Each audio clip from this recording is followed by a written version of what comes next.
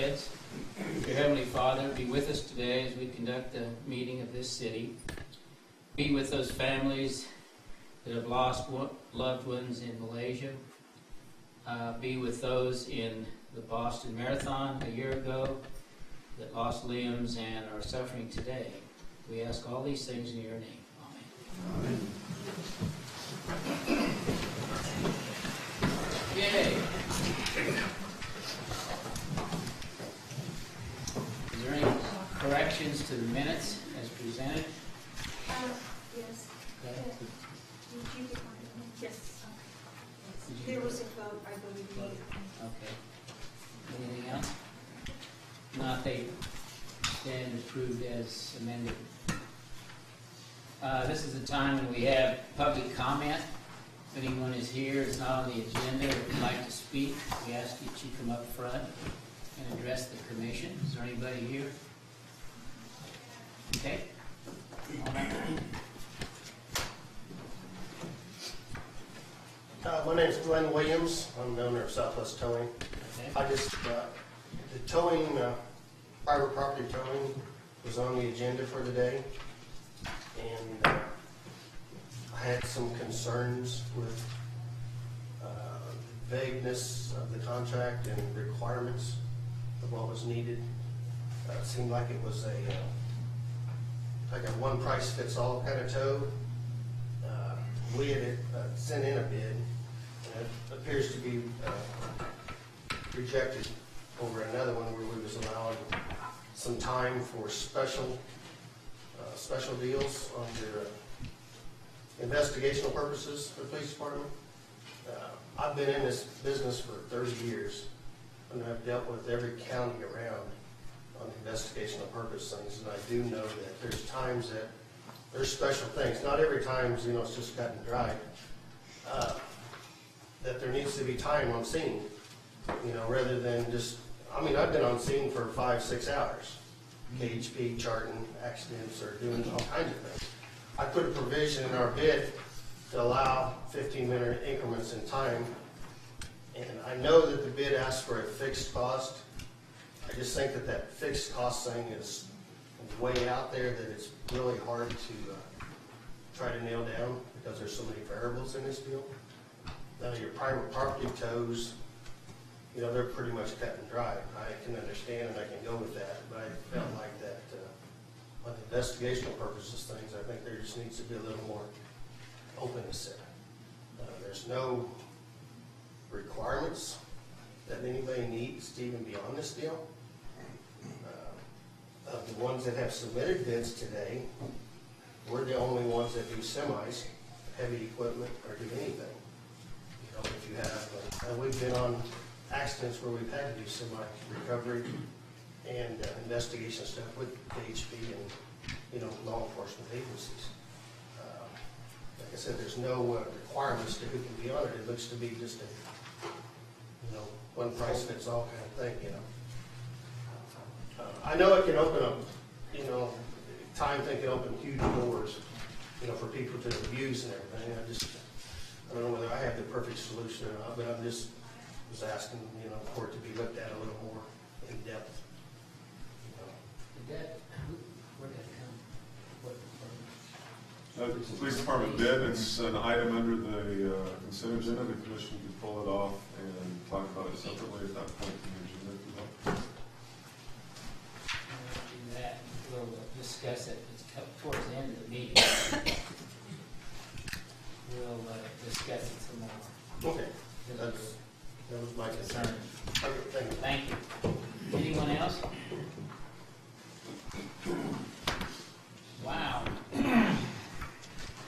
6A, comments from Mayor Dan Fankhauser. That's you. Yeah. Well, it's over, my time. And we've had enjoyed it.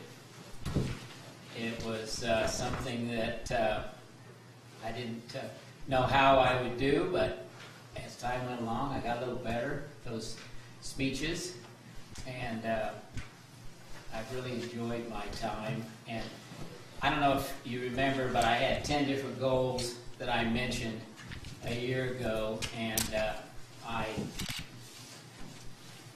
might just highlight a couple of those. The retail development, I guess, is probably one of the biggest things. Schulman Crossing, as most of you know, they've started phase 2. They've really taken off on about 200,000 square foot of retail. And that's probably our biggest accomplishment this year. The other thing is the airport, and I really enjoyed watching how that has grown over the last year. And we had this year already we've had well over 2,000 enplanements per month. So hopefully we'll have another record year this year. Sales tax, we had the biggest year, or the biggest month that we've ever had in February, which basically was December's numbers, over $575,000 in sales tax. So that set a record. But I've enjoyed working with my fellow commissioners. They've always stepped up and done anything I've asked them to do. And Matt, appreciate your help. Don't forget my formula for retail. We had a little joke about that. We've been to Washington, D.C. twice, and I've enjoyed that. That's been a highlight. Meeting with all the legislative people and their staff. Other than that, it's about all I had. So this time we need to reorganize and select a new mayor and take nominations for title mayor. I move we select Roy Cessna as mayor. Second. It's been moved and seconded that we elect Roy Cessna as mayor. Is there any other discussion? All those in favor of that motion signify by saying aye. Aye. Opposed? Motion carried. I think you're going to take over. I'll trade you seats. Yeah. Say what? Yeah. Wait, oh. On behalf of the Vernon City Commission, we'd like to thank you for all your service as mayor for the last year. Thank very you. much.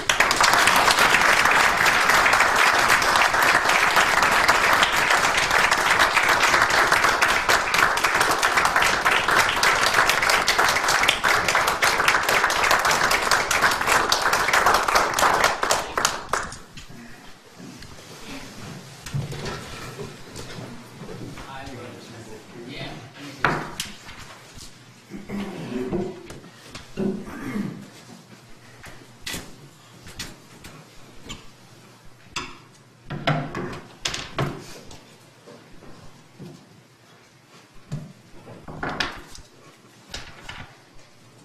You might have to move that chair down.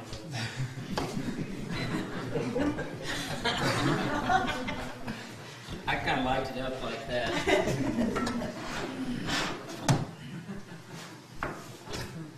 Makes me feel a little taller here. Yeah. All right. I feel a little shorter.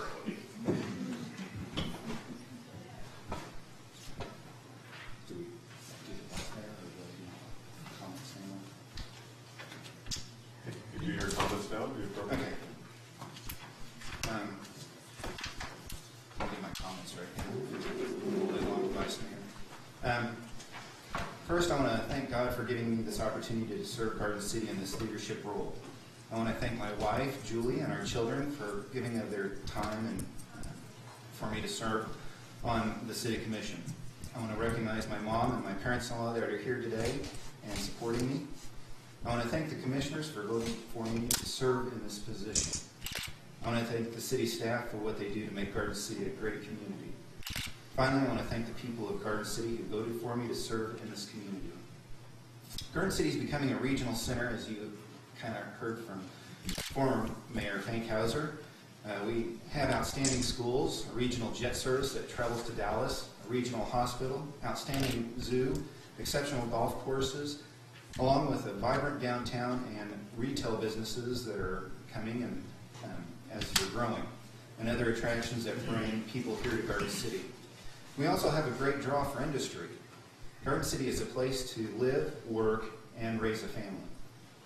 We as a commission will continue to focus on fiscal responsibility, improving existing public facilities and spaces, continuing to develop residential, commercial, and industrial sectors, considering a new public facilities, maintaining a vibrant central business district, addressing key administrative and policy issues, attending to the transportation needs of the community, and improving the quality of life for the community. Again, thank you for giving me this opportunity to serve you in this leadership position. Thank you.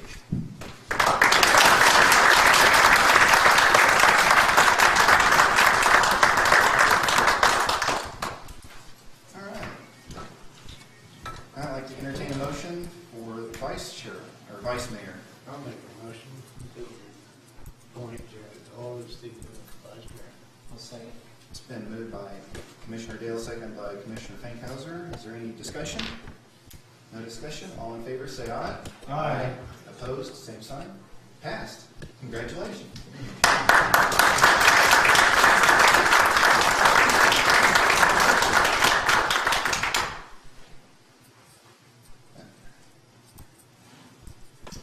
Mayor and Commissioners, item 5E, the governing body is part of the reorganization, has the task of identifying the folks who would sit at the commission bench along with you.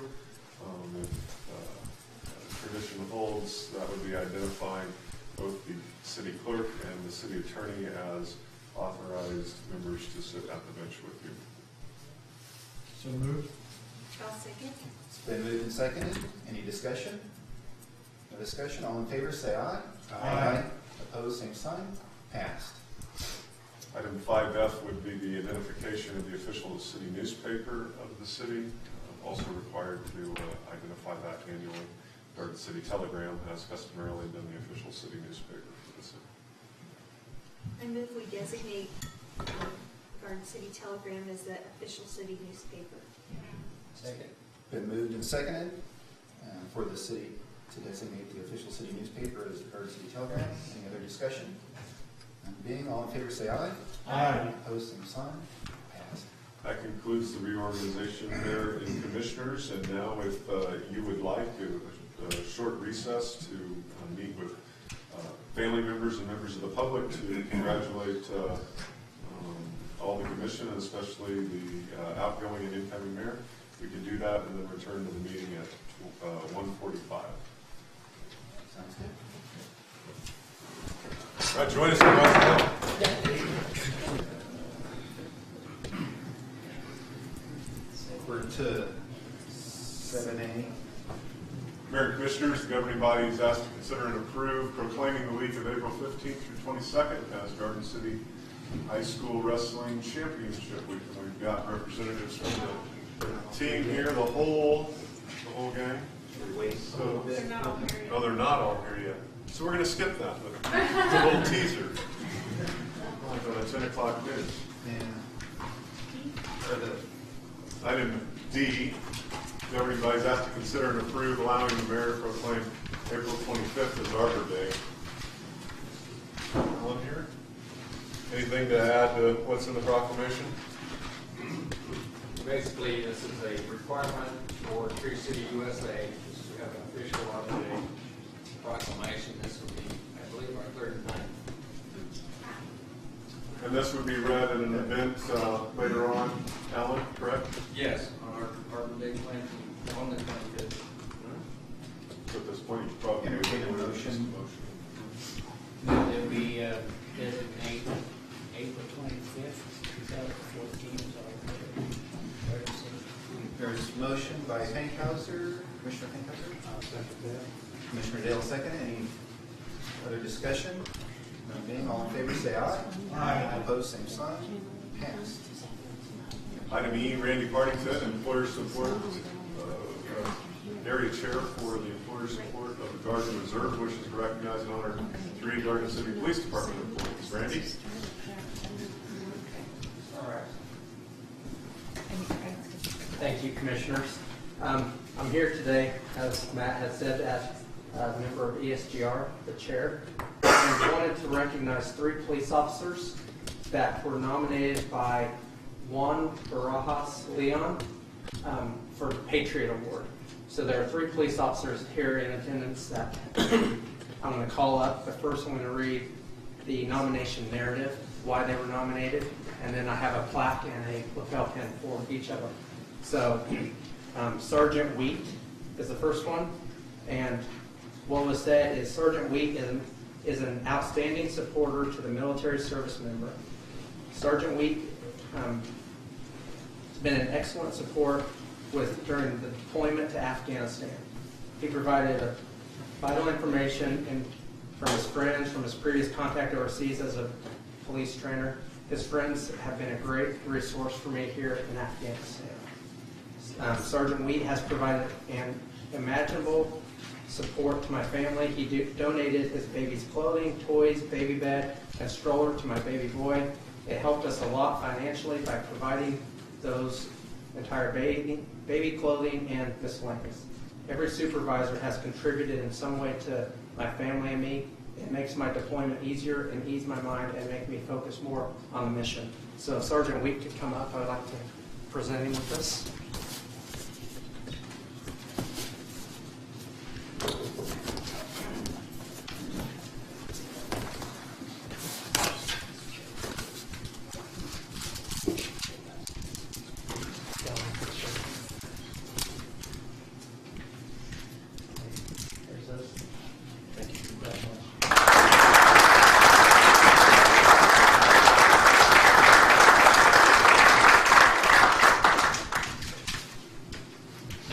And now, Captain Pruitt.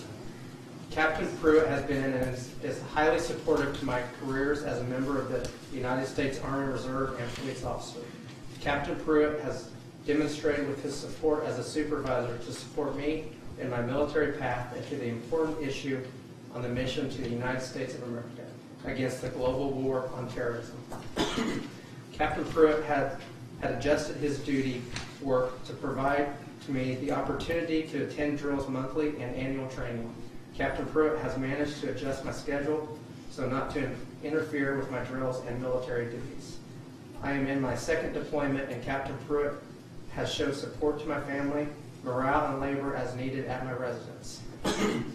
On March 7, 2014, my wife contacted me and she told me that the basement in our home was flooded and the furnace and heater broke.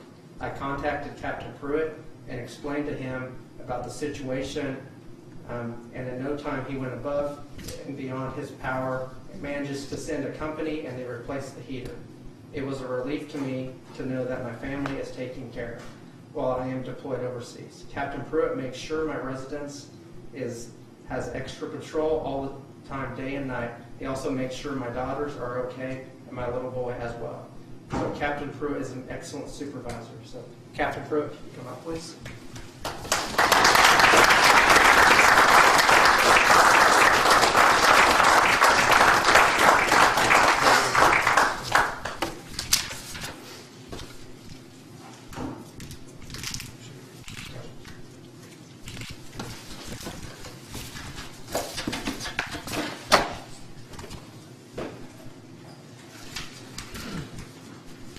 And now Captain Regal.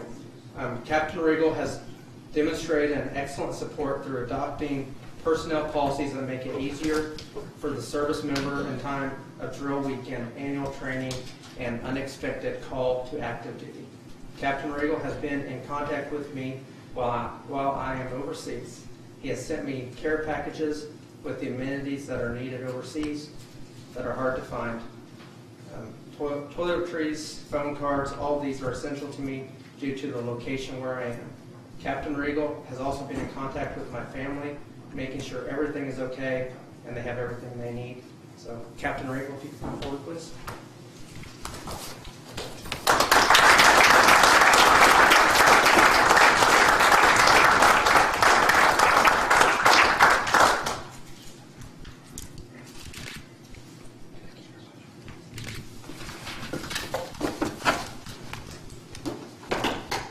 That's all I have, Commissioners, but I just wanted to again say that you have great officers here that take care of their employees.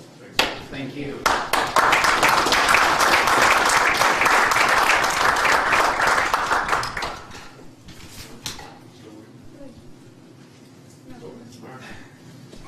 Item F, the Friends of Lee Richardson Zoo presented their calendar of fundraising events for Lee Richardson Zoo for 2014. It enclosed memo in your packet. Itemizes the special requests which would accommodate those events, including the Blues at the Zoo in May, a Global Bazaar in June, a Wild Fair in September, and Boo at the Zoo in October. Proceeds from these events directly benefit zoo improvements and provide unique opportunities, or provide unique events for community and regional involvement in tourism. Specifically, the items for that the Commission would need to consider are listed 1 through 4 there.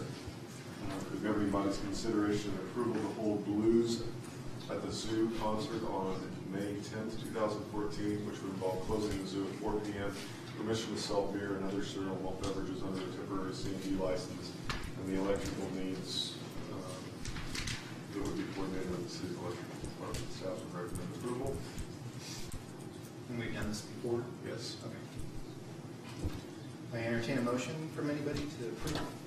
I would move that we approve the special request for items F1 through F4. So we want to do that. Okay. Do you need a description of 2 through 4? Because there's Rather than different. understand those. Similar request for the event on June 21st, and then for the Wild Affair, also coordinated with coordinating with the city's electrical department and the permission to sell alcohol in the form of wine and beer, and then Boo at the Zoo involves barricading vehicle traffic through the zoo on the night that event occurs. I'll second that motion. Moved by Dahl, seconded by Dale. Any other discussion? None being, all in favor, say aye. Aye. Opposed, say nay. Passes. Move on to 8A. Okay. The LPGA Symetra Tour finalized its 2014 schedule with the announcement last Monday of the addition of the Garden City Classic at Buffalo Dunes this September 11th through 13th. Golf pro Cole Wassinger is present and can describe that event for us.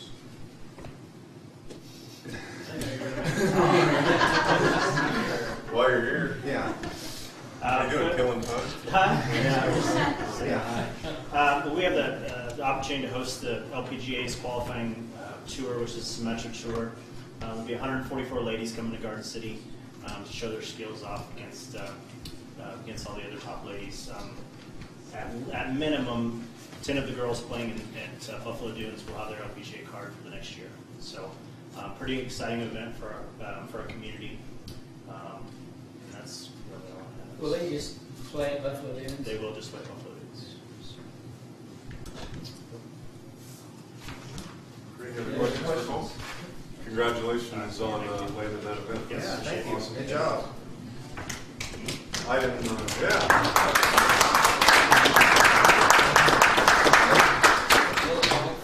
Today's like a pep rally. Woohoo! Item B, the city's received correspondence from Cox in conjunction with their requirements of a franchise. There's a series of staff reports included in your packet. If you've got any questions about any of those reports, we'd be happy to answer those. Sales tax continues to be strong. Complainants are up. Complaints are up. There's a bunch of meetings on your calendar. Certainly a lot of celebrations and community activities as well. If those requiring RSVPs, if you get a hold of Celine, we'd appreciate it. With that, I think we're ready for item 9A, which is the appropriations ordinance.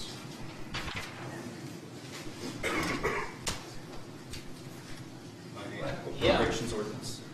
I make a motion Not used to this. Appropriation ordinance 2362-2014A. There's a motion, is there a second? Second. Second by Commissioner Dahl. Any discussion? No discussion, all in favor, say aye.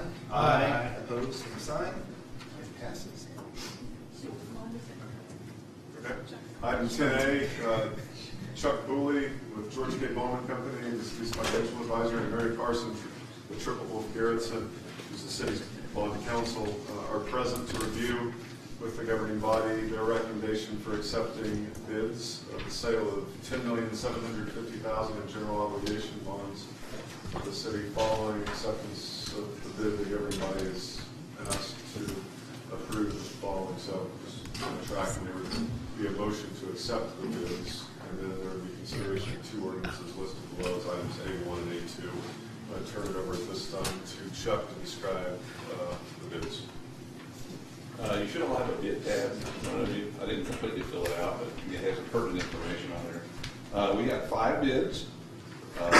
Robert Baird, Raymond James and Associates, Oppenheimer, Piper Jaffray, and Hutchinson Shockey Gurley. Those are all national firms. The size of this bond issue attracted some national bids, and I'm sure there's some local dealers that are in their account, each one of their accounts. We got our confirmed Moody's AA3 on rating on the bond, so we're still continuing to have a good, strong rating, and I think the financial management of the staff should get some credit for that.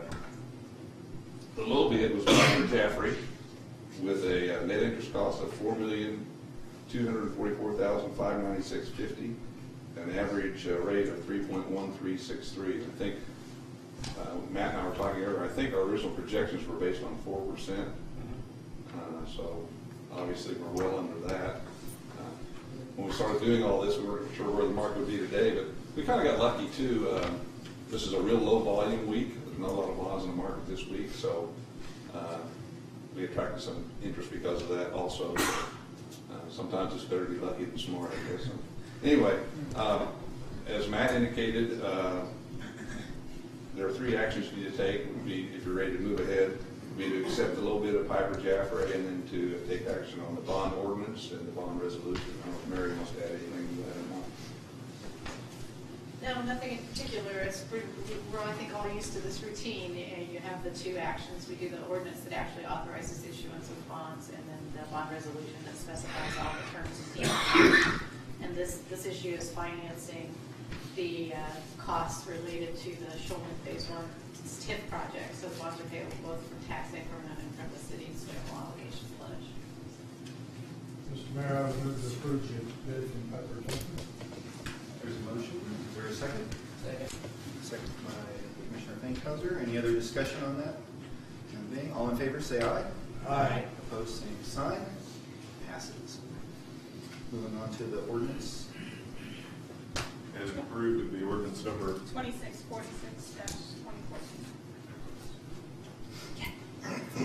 We approve ordinance 2614-2014. 2646-2014 There's- for the principal of $10,750,000.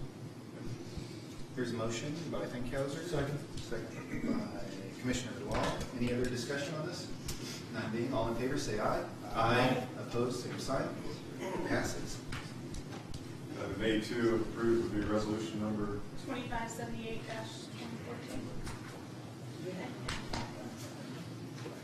Here. Okay.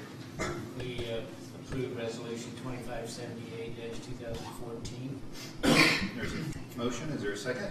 I'll second. Second by Commissioner Dahl.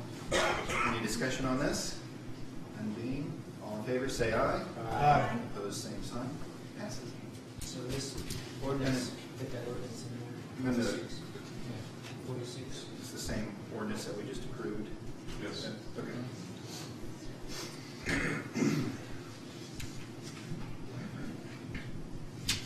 Want to move on to, are they here?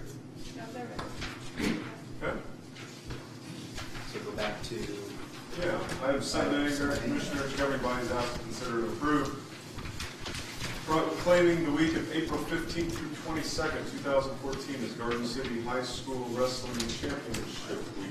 If we could have the team, coaches, and staff, and support all come up here to the front of the room, and the mayor will join you. First, Let's better get it approved. Let's approve the proclamation first. Is there a motion? I move we approve the proclamation for the Garden City High School Championship Week, April 15th through 22nd. Second. There's a motion and a second. Any discussion? All in favor, say aye. Aye. Opposed, same sign. Passed. Come on up, Coach.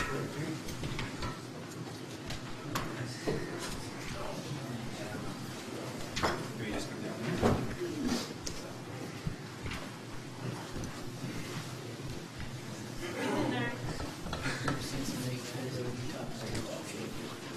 Do this, you want to go take pics?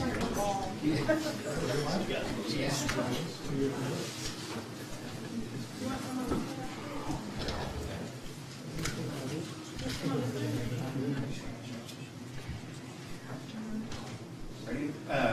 Proclamation reads, whereas the Garden City High School Buffalo wrestling team won the Kansas State Wrestling 6A Championship, this is the 9th wrestling championship win in Garden City High School history, and whereas Michael Prieto in the 113-pound class earned the title of 2014 state champion, and whereas Trevin Briscoe of the 138-pound class earned the title of 2014 state champion, and whereas the 2014 state champions of Class 6A for 2014 consisted of, at 106, Efron Sanchez, 3rd place, 113, Michael Prieto, champion, 126, Thomas Marquez, 132, Alan Castillo, 4th place, 138, Trevin Briscoe, champion, 145, Chris Adler, 152, Jesse Nunez, 5th place, 160, Zach Finch, 4th place, 182, Zeke Pereira, 195, Sam Reyes, 2nd place, 220, Benny Hernandez, and 285, Montana Fuller, 2nd place. And whereas the Garden City High School team also includes a dedicated staff of head coach Carlos Prieto, coaches Paul Lappin, Jacob Waller, Kevin Perez, John Baker, and managers Hillary Hurtado, Haley Adams, Jordan Taronis, Casey Finch, Aurora Holt, Edwin Ardondo, and now therefore I, Roy Cessna, Mayor of Garden City, Kansas, can take this great pleasure in expressing the appreciation of the City Commission and all citizens of this community on this unique achievement, and hereby proclaim the week of April 15th through the 22nd of 2014 as Garden City High School Wrestling Championship Week. And I call upon all citizens of our community to encourage our youth in their endeavors towards excellence in life. Done this 15th day of April 2014, Roy Cessna, Mayor.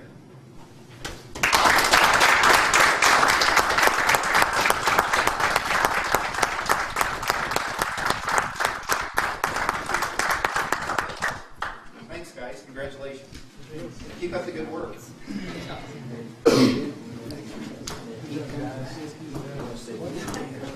Look for you next year. Yeah. No pressure. Make it a habit. Yeah. Good job, guys. Kevin, we've had the back of your head on Channel 8 for like 10 minutes. Still have two more. Oh, two more. Still have two more. Coach! Michael and Yeah, Ted. Michael and Ted.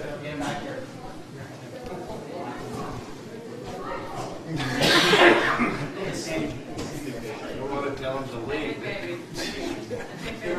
They're wanting to get back to class. Yeah. Yeah, that's it. We've got their golf cart. Yeah.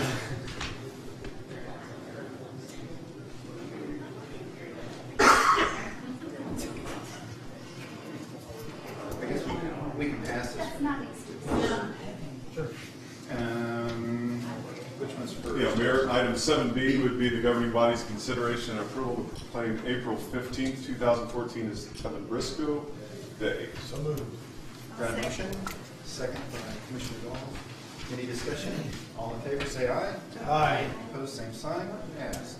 And why don't we, while we're waiting, item 7C is the governing body's consideration and approval to proclaim April 16th as Michael Prieto Day. So Motion and a second. Any discussion? None. All in favor, say aye. Aye. All opposed, same sign. Passed. Where if you'll join the two champs down here.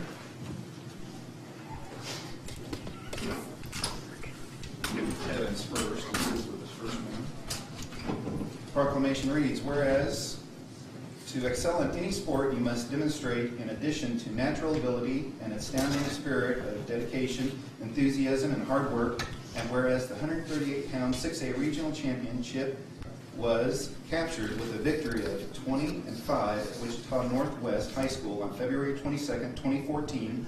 And whereas the 138-pound 6A state champion was captured with, or championship was captured with a victory of 4-3 at Hartman Arena on March 1st, 2014.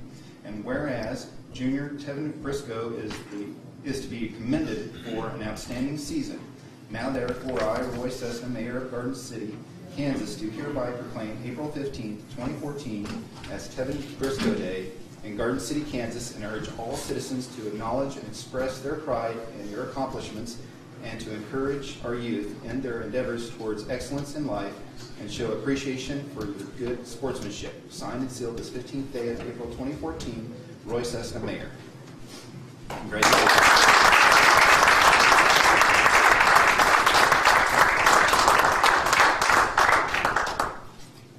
Got it? Next. Proclamation reads, whereas to excel in any sport, you must demonstrate, in addition to natural ability, an outstanding spirit of dedication, enthusiasm, and hard work. Can we just go through this? And whereas the 113-pound 6A regional championship was captured with a victory of 11-2 at Wichita Northwest High School on February 22nd, 2014. And whereas the 113-pound 6A state championship was captured with a victory of 12-2 at Hartman Arena on March 1st, 2014. And whereas sophomore Michael Prieto is to be commended for an outstanding season. Now therefore I, Roy Cessna, Mayor of Garden City, Kansas, do hereby proclaim April 16th, 2014 as Michael Prieto Day in Garden City, Kansas, and urge all citizens to acknowledge and express their pride in your accomplishments and to encourage our youth in their endeavors towards excellence in life and show appreciation for your good sportsmanship. Signed and sealed this 15th day of April 2014, Roy Cessna. I need to sign that.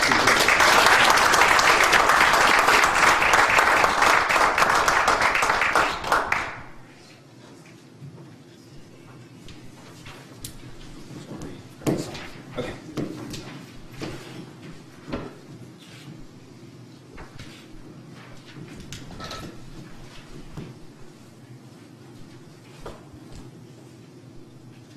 Congratulations.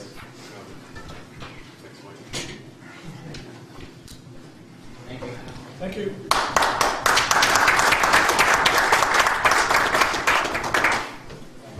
Hopefully we'll see you back next year. Item 10B, Mayor and Commissioners, is the consideration of ordinance, if approved, number ordinance 2647-2014, an ordinance approving the rezoning of land from I-1 to R3 family at 109 South 13th Street. That's what it says, yes.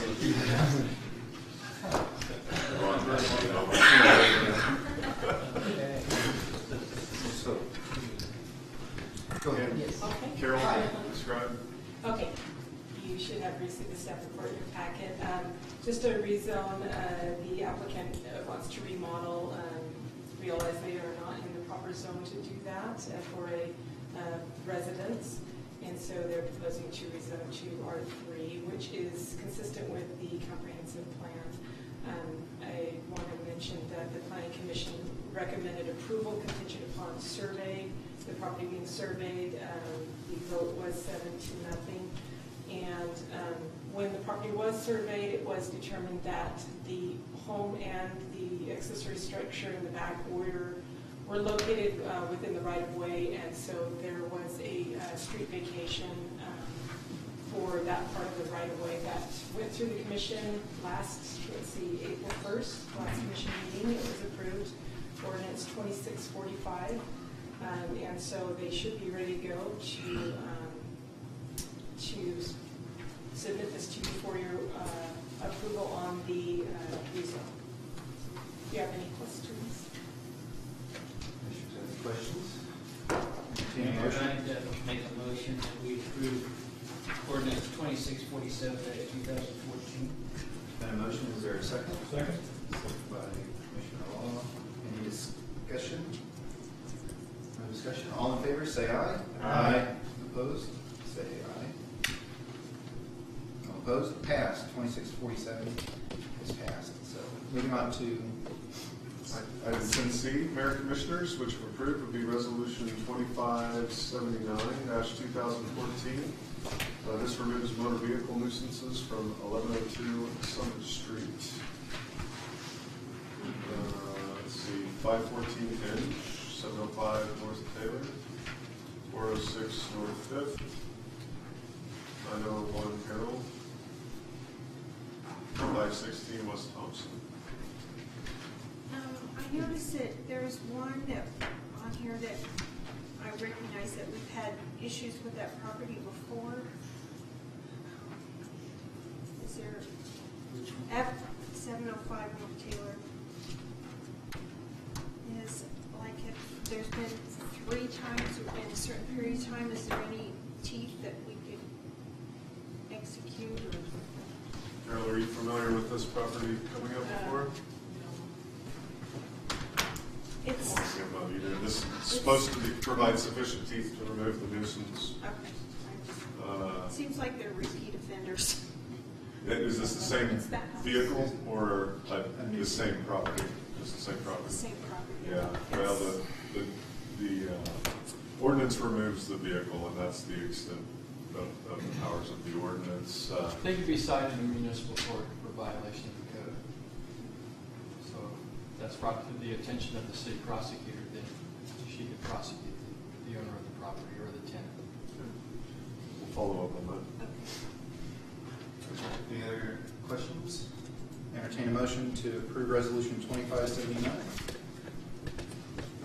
So moved. Motion, second by Finkhauser. Any other discussion? All in favor, say aye. Aye. All opposed, same sign. Passed. As to the, do you want if we jump over, let's jump over 12A, which is the budget. I think we can move through the balance of the agenda quickly. Item B1, which is advisory board recommendation. This is a request from the Garden City Recreation Board for appointment to their board. We've had one person express interest. Alyssa Iannagides. My apologies to Alyssa. She's listed. The commission can take this under consideration or move forward with the appointment of Alyssa to the board. Mr. Mayor, I would move to appoint Alyssa Benavidez, my apologies also, to the Garden City Recreation Board. There's a motion. Is there a second? I'll second that. There's a second. Any other discussion? None being, all in favor, say aye. Aye. Opposed, same sign. Passes. Going on to C. Item C is the governing body's consideration and approval of the reappointment of Chief Hawkins to the Community Corrections Advisory Board. This is a capacity that Chief has served this city previously. So moved. I'll second. Moved by Commissioner Finkhauser, seconded by Commissioner Dahl. Is there any other discussion? None being, all in favor, say aye. Aye. Opposed, same sign. Passes.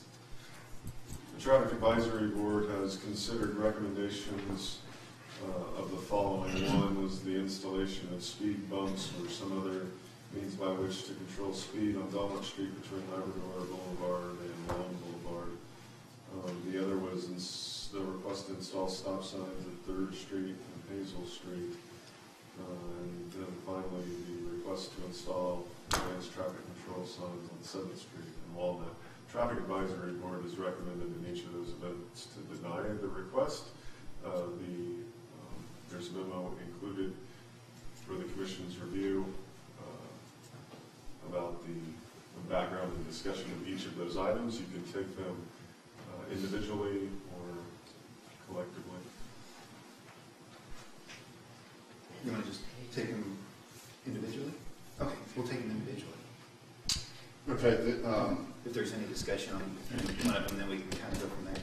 the first one has been an old one, and it's taken us a while. We've been waiting for the weather to clear, but we've studied the current speeds on that road 2 different times, and we come up with 85 to 95% of the traffic is speeding at or traveling at or below 30 miles an hour. The original request was to install some speed bumps or come up with some solutions to lower speeders in that neighborhood. The board felt like at this time there was no speeders a high number of speeders at this location, so they denied the request for a speed bump. We kind of stayed away from speed bumps just for liability situations, and most communities find that you put them in, you take them out later. They did visit with the police department and identified certain times and do some target checks and try to catch the speeders and work with the neighborhood. So they denied the first request. In these yellow boxes where it says greater than 35 mile per hour, does that mean there were 48 Total, that was above 35 mile an hour? Yeah. From about 1,777. Right, yeah. But the average speed was like, for that one, the average speed was like 22 miles an hour. Yeah, all the average speeds in that 25. neighborhood were 25 or below. Well, it would be nice if police presence would get those speeders down to where they need to be. Were there, you said there were specific times of the day that they saw maybe We an did some, increase, or? yeah, we did some checking today, and I've sent those on to the police department. The groupings fell between 7 and 8 in the morning, 4 to 5 in the evening, and around noon, so we'll target those times and get a police officer over there. What was real surprising, our first study that we did, which was right at the yellow mark, we actually had a police officer car there doing radar, which we felt might have skewed our numbers a little bit. Yeah. So that's the reason we did the second study, but you can find out that it really didn't matter. A police officer was sitting there, they pretty much traveled the same speeds. Okay. Do we want to take each one of these up to approve or deny, or? Okay. I'll move we deny the request between Belmont Street and Labrador and Long. There's a motion to deny the request on speed bumps between Belmont Street and Labrador Boulevard. Is there a second? I'll second. There's a second. Any other discussion? None being, all in favor say aye. Aye. Opposed, same sign. The second request was to install stop signs at 3rd and Hazel. In the last 5 years, there's only been 2 accidents. The request came from one of the people that actually had an accident at that intersection, but it was at the other person's fault. She felt like the person ran to stop the intersection and hit her, so she was requesting a stop sign. Traffic advisory looked at the intersection and felt like it's still a low volume intersection, very low accidents. It's 2 out in 5 years. There is rules for uncontrolled intersections that you follow, and they felt like they would continue this process. They're pretty consistent about doing that, and so they recommend denying this request. Somebody want to entertain a motion on this one? Make a motion that we deny the stop sign at 3rd and Hazel Street. Second. Motion and second. Any other discussion?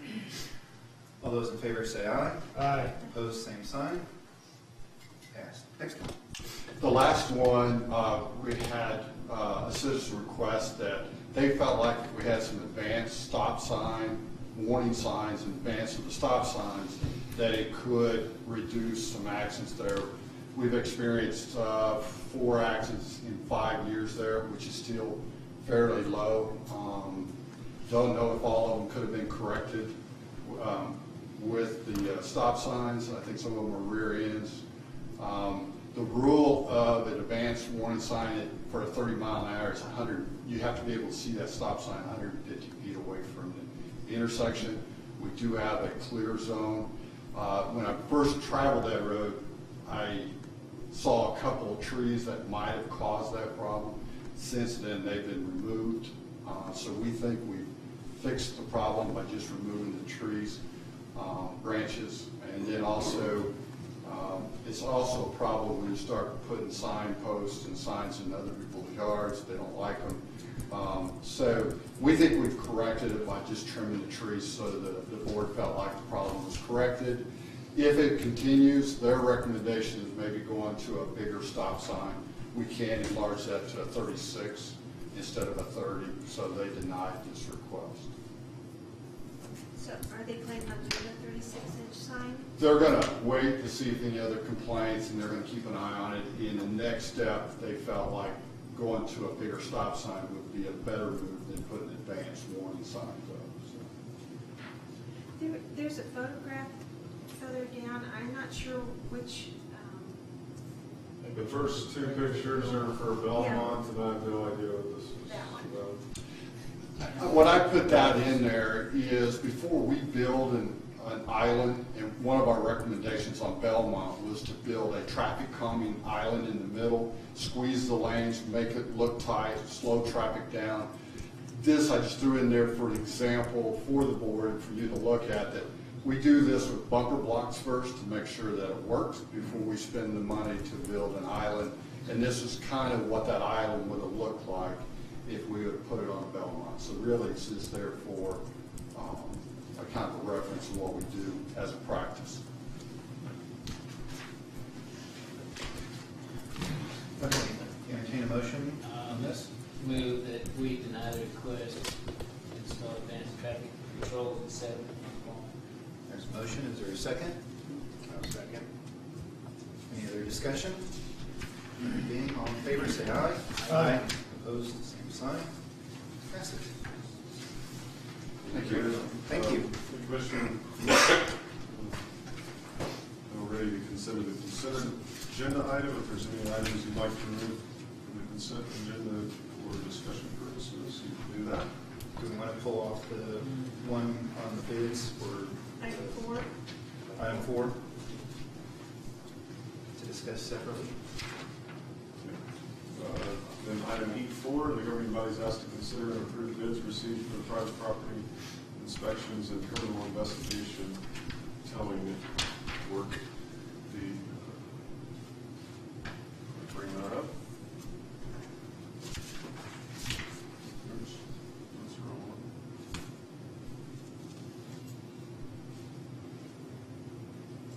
Okay. And is anybody from the police chief, you want to address this?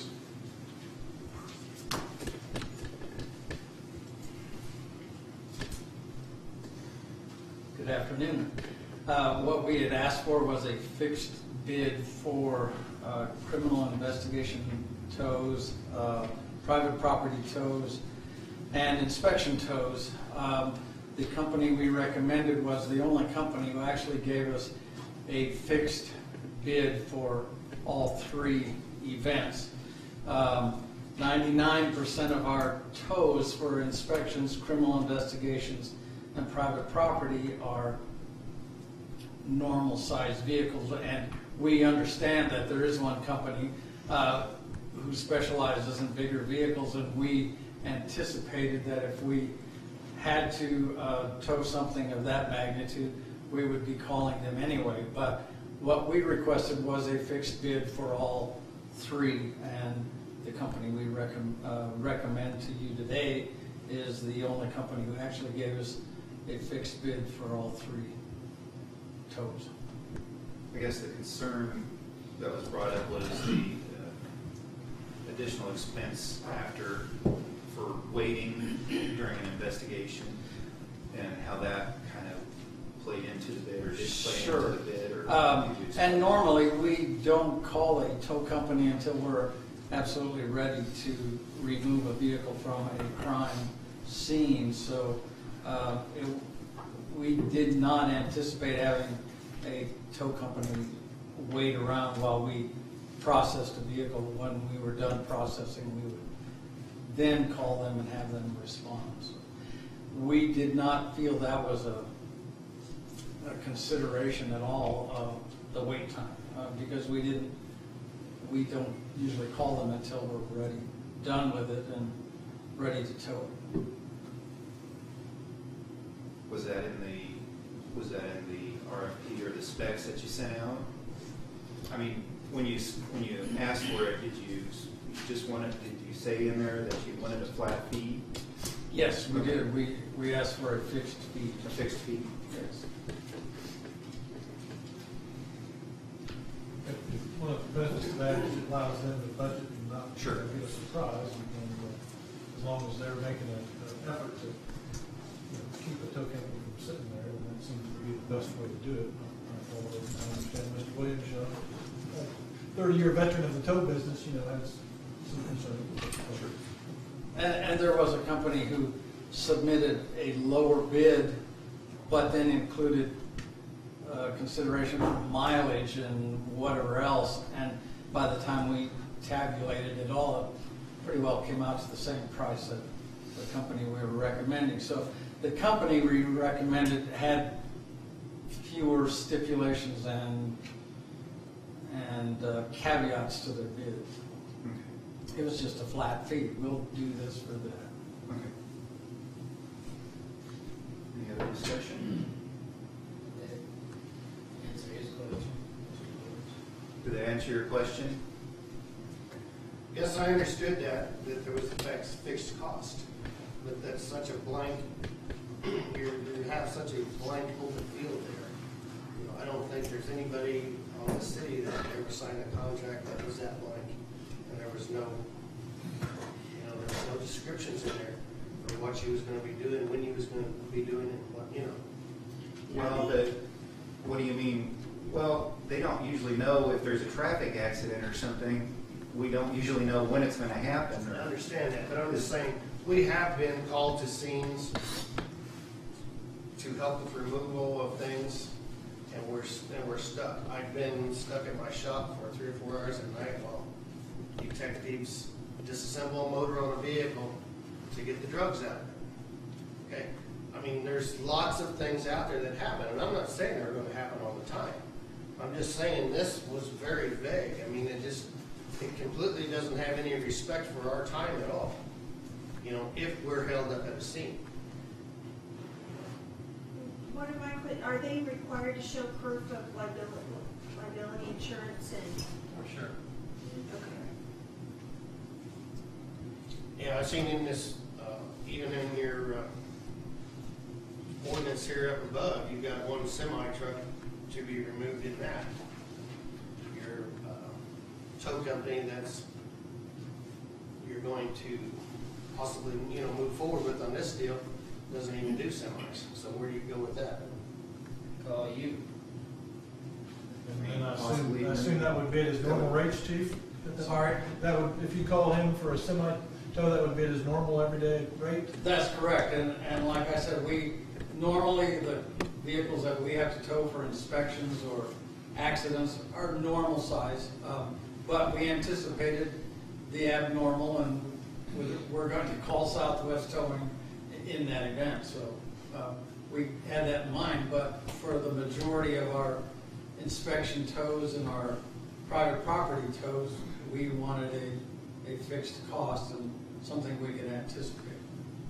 I understood, the majority, but I'm just saying that if you flip the tables on this deal, like I said, I don't think there's anybody up there that would sign a contract that's that blank.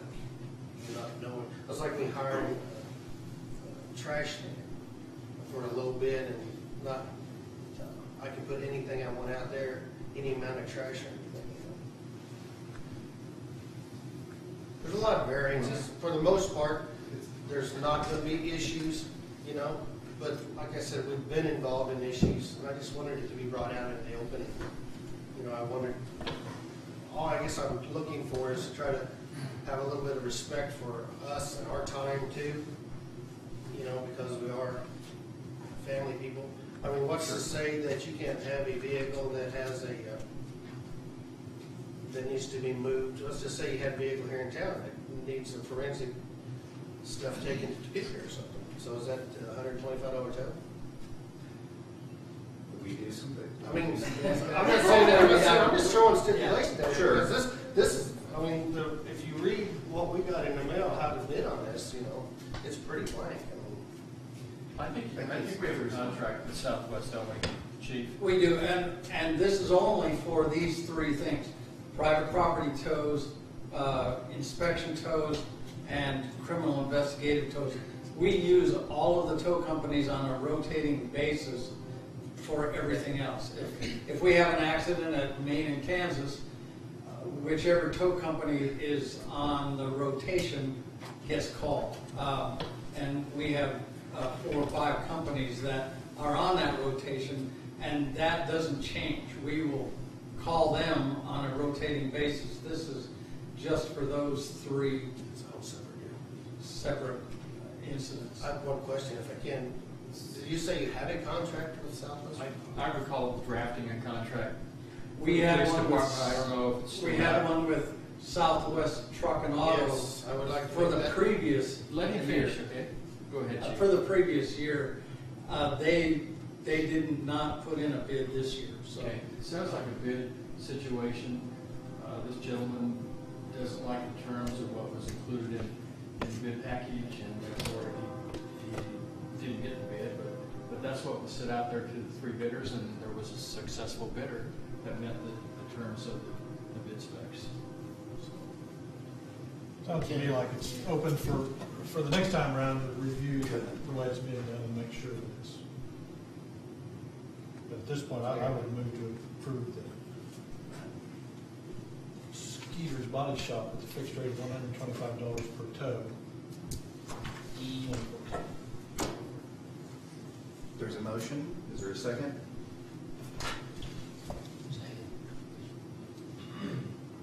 Commissioner Fink has her seconded. Any other discussion on this? None being, all in favor, say aye. Aye. Opposed, same sign. Thank you. The governing body's asked to consider the balance of the consent agenda, which would be items 1 through 3 and items 5 through 7E. I so move that we approve the consent agenda items 1 through 3 and 5 through 7E. There's a motion. Is there a second? Second. Seconded by Commissioner Dale. Any other discussion on consent agenda? None being, all in favor, say aye. Aye. Opposed, same sign. Consent agenda. Commissioners, we invite you to get your budget books out. Yeah. I'm going to turn, this is our first budget meeting, so we'll go over the budget calendar with you, talk to you about some of the issues in your budget notebook. And then Melinda will begin to review the funds outlined in agenda item 12A1.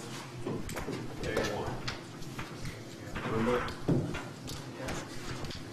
Like the next few weeks, it's all yours. Okay, so this is the start of the 2015 budget, and what you have included in your notebooks is the calendar that we're going to be following here for the next couple of months. It's fairly aggressive.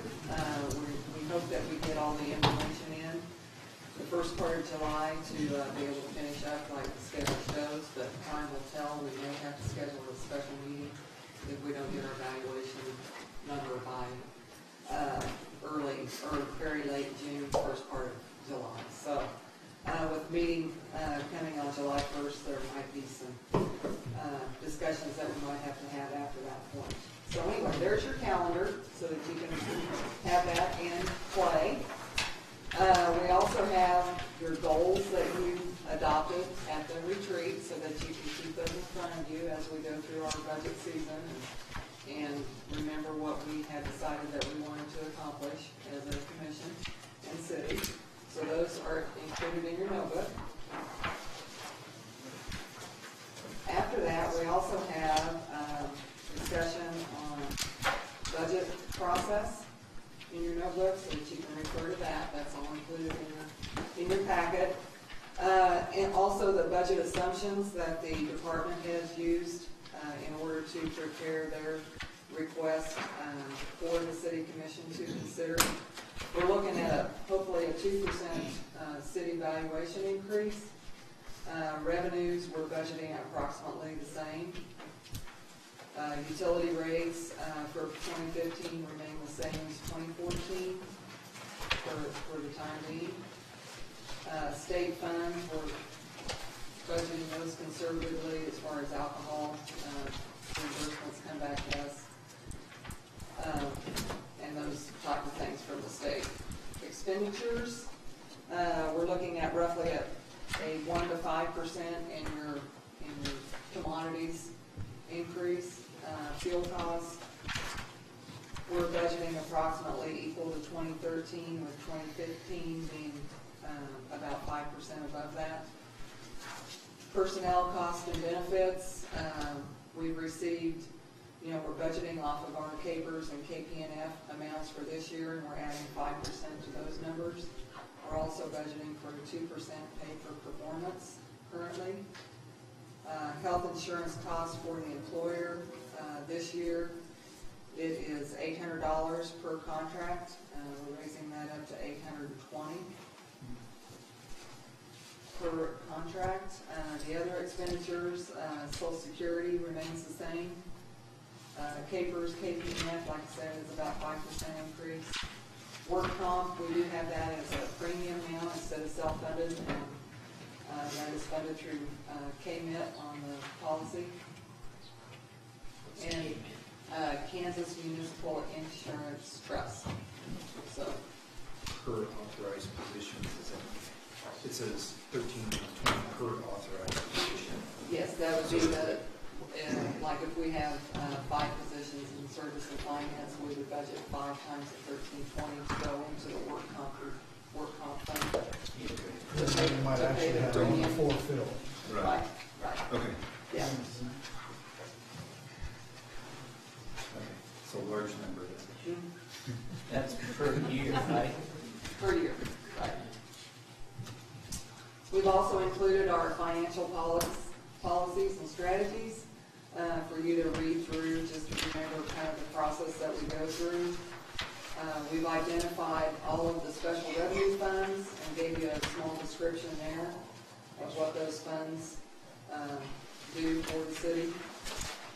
The enterprise funds are also spelled out there, and then the internal service funds. So you have all of those descriptions that you have available to you in this notebook to refer back to. We've also included, and if you would like to discuss any of these today, is the 2014 and the 2015 CIP requests. As we go through the budget, and once these departments are coming before you, we will be looking at their capital improvement projects to see if we can fund them within their current year budget, or if we need to take it to a long-term financing. So that gives you those projects there. If you have any questions, we can go through any of them. They haven't changed since you saw them at the retreat. But those are there for you to use anytime. We also included under bond information the memo that you saw at the last meeting to keep in front of you as we go through the process to see which projects we're going to be going with debt service on. And then there's also the history of the bond issues in there. There's the spreadsheet for the bonds also. That's going to change as of today because we just had a new bond issue and we have numbers on it now. So that's a TIF project and city at large program. So we'll be making a small change to that. But that's all that'll be in your notebook every time you get it. So if you ever have any questions, you can refer back to that. Okay. Ma'am? Can I answer any questions on this part? Well, you may not be able to answer my question. At the retreat, under the capital improvement under the fire, we put the remodeling of Central Fire Station as number one. I think the third station probably fell behind that, and a couple of weeks ago, we had a meeting over in the room, and we polled the five of us, and at that time, we all agreed that the Central Fire Station remodeling was the priority at that time, and that's what we discussed.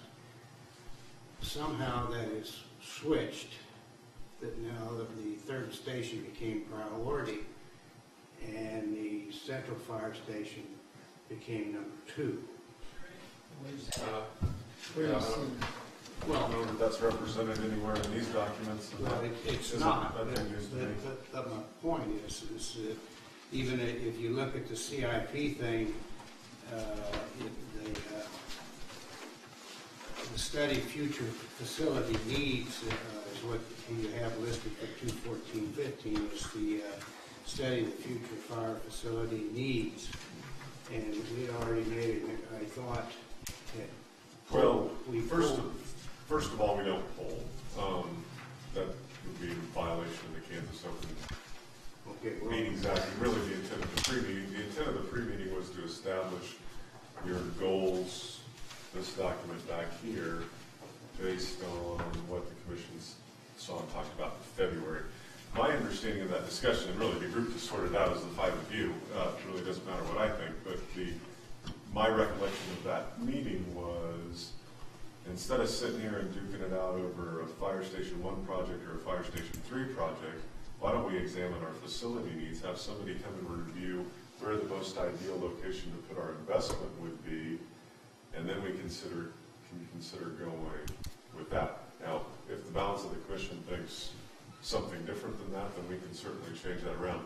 That was us trying to reflect what we understood to be, hey, what would you guys like us to package in the language of your goals so that we know how to prepare your budget. Because what we want to avoid, which it doesn't sound like we've done a very good job of, is putting something up for budget consideration and then have a portion of the commission say, well, that wasn't the project we wanted. And then we go over and put it there, and then the other portion of the commission say, well, that wasn't the project we wanted. So I think the commission saw that as a potential conflict and said, why don't we try to come at the issue of, as the fire service grows, where would our investment be best made, and have somebody come out and objectively review that instead of predetermining that it's going to be one or the other. So I don't know. I think that's probably a good thing to decide. That was not the discussion we had over there. The discussion we had over there was, in fact, we had talked about it. Chris Law was there in concurrence with the remodeling of what we needed to do over there. Each person was basically told and asked if they supported that as being the number one goal was the Central Fire Station. Okay. That was what was discussed that day over there at that meeting. Okay. If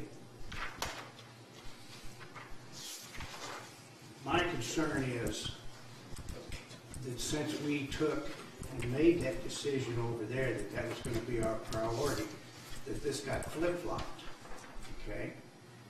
And my concern is that for years the building of a third station had been priority some 10 years back, maybe. It was on the CIP for a number of years, and it kept getting pushed off to the side, and nothing was ever done. Finally, it just got flat swept underneath the rug and forgotten about. The city at one time obviously did some sort of a review and determination that we needed to build a third station out there because we actually bought the property to do so. Okay, my concern is whether, if we want to go with that fire station, I have no problem with that. If we want to do the remodeling I have no problem with that. I feel that the way we treated it before, that this also will be overlooked and swept underneath the rug, rather than pursuing that feasibility study for the future and getting something done where we can put it on paper. Otherwise, I just feel in my mind, that's not the true priority of some, and it will be swept underneath the rug again. Well, I'll leave it to the,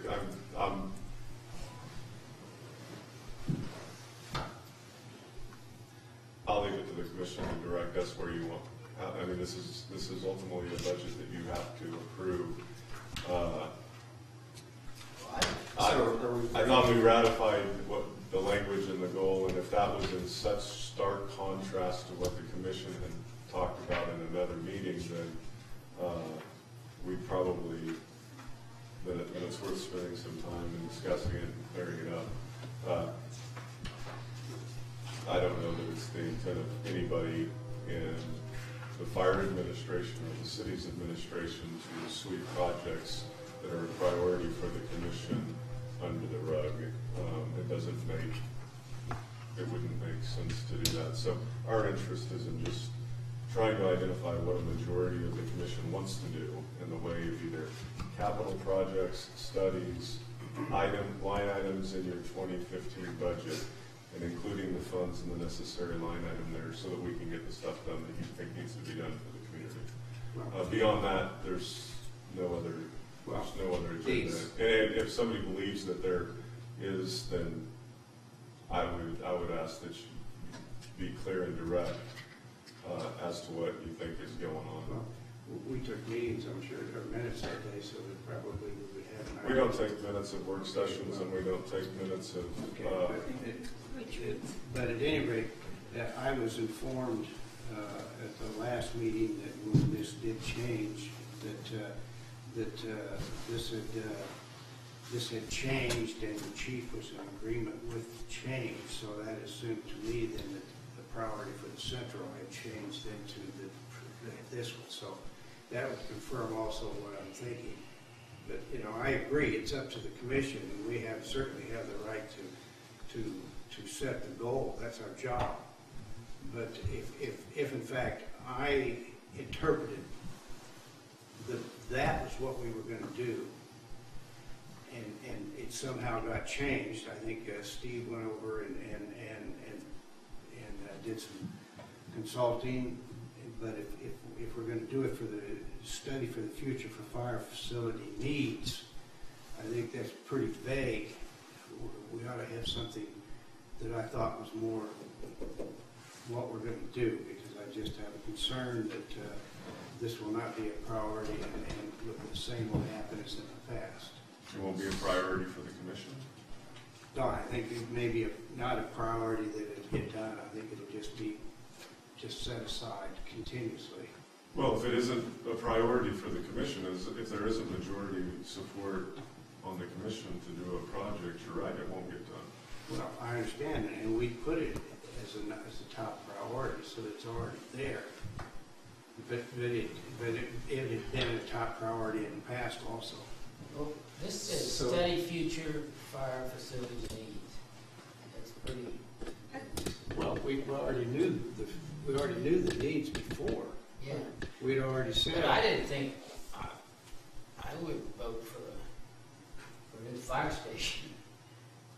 I mean, that's a big expense that we're not prepared for right now. I mean, and I think, and I don't think there's a need for it right now. There may be another 2 years or whatever, but right. We did discuss changing this to this, and then we did ratify these goals. So, and then my name was mentioned, so I'll speak up a little bit here. I do recall having a discussion and saying, if we're going to do one or the other, it seems to make sense to do remodel Station 1 before embarking on such a huge project as the third station and the ongoing expenses associated with that, which is really the big ticket. And then, so we, went to, before we do either, because even the central fire remodel in addition is a chunk of change, maybe we ought to make sure that and or the current idea for where the third station ought to be is where, because that's, as you said, that's old, and things have changed since then. Are we still generally growing that way? Yes. But maybe that there's a better layout for the Garden City Fire Department as it serves not only Garden City, but the entire county. And so I do recall making this decision to go for a future study and then voting on this and saying this is what we're going to do. But Yeah, but I'm not, when did we make that decision? That wasn't done across the street at the went across the hallway. Yes, it was. I think it was, yeah. It's when I we, didn't remember. I do. yeah, and my thoughts were, if we're gonna spend money as our fire needs are met, let's do it in the most productive way.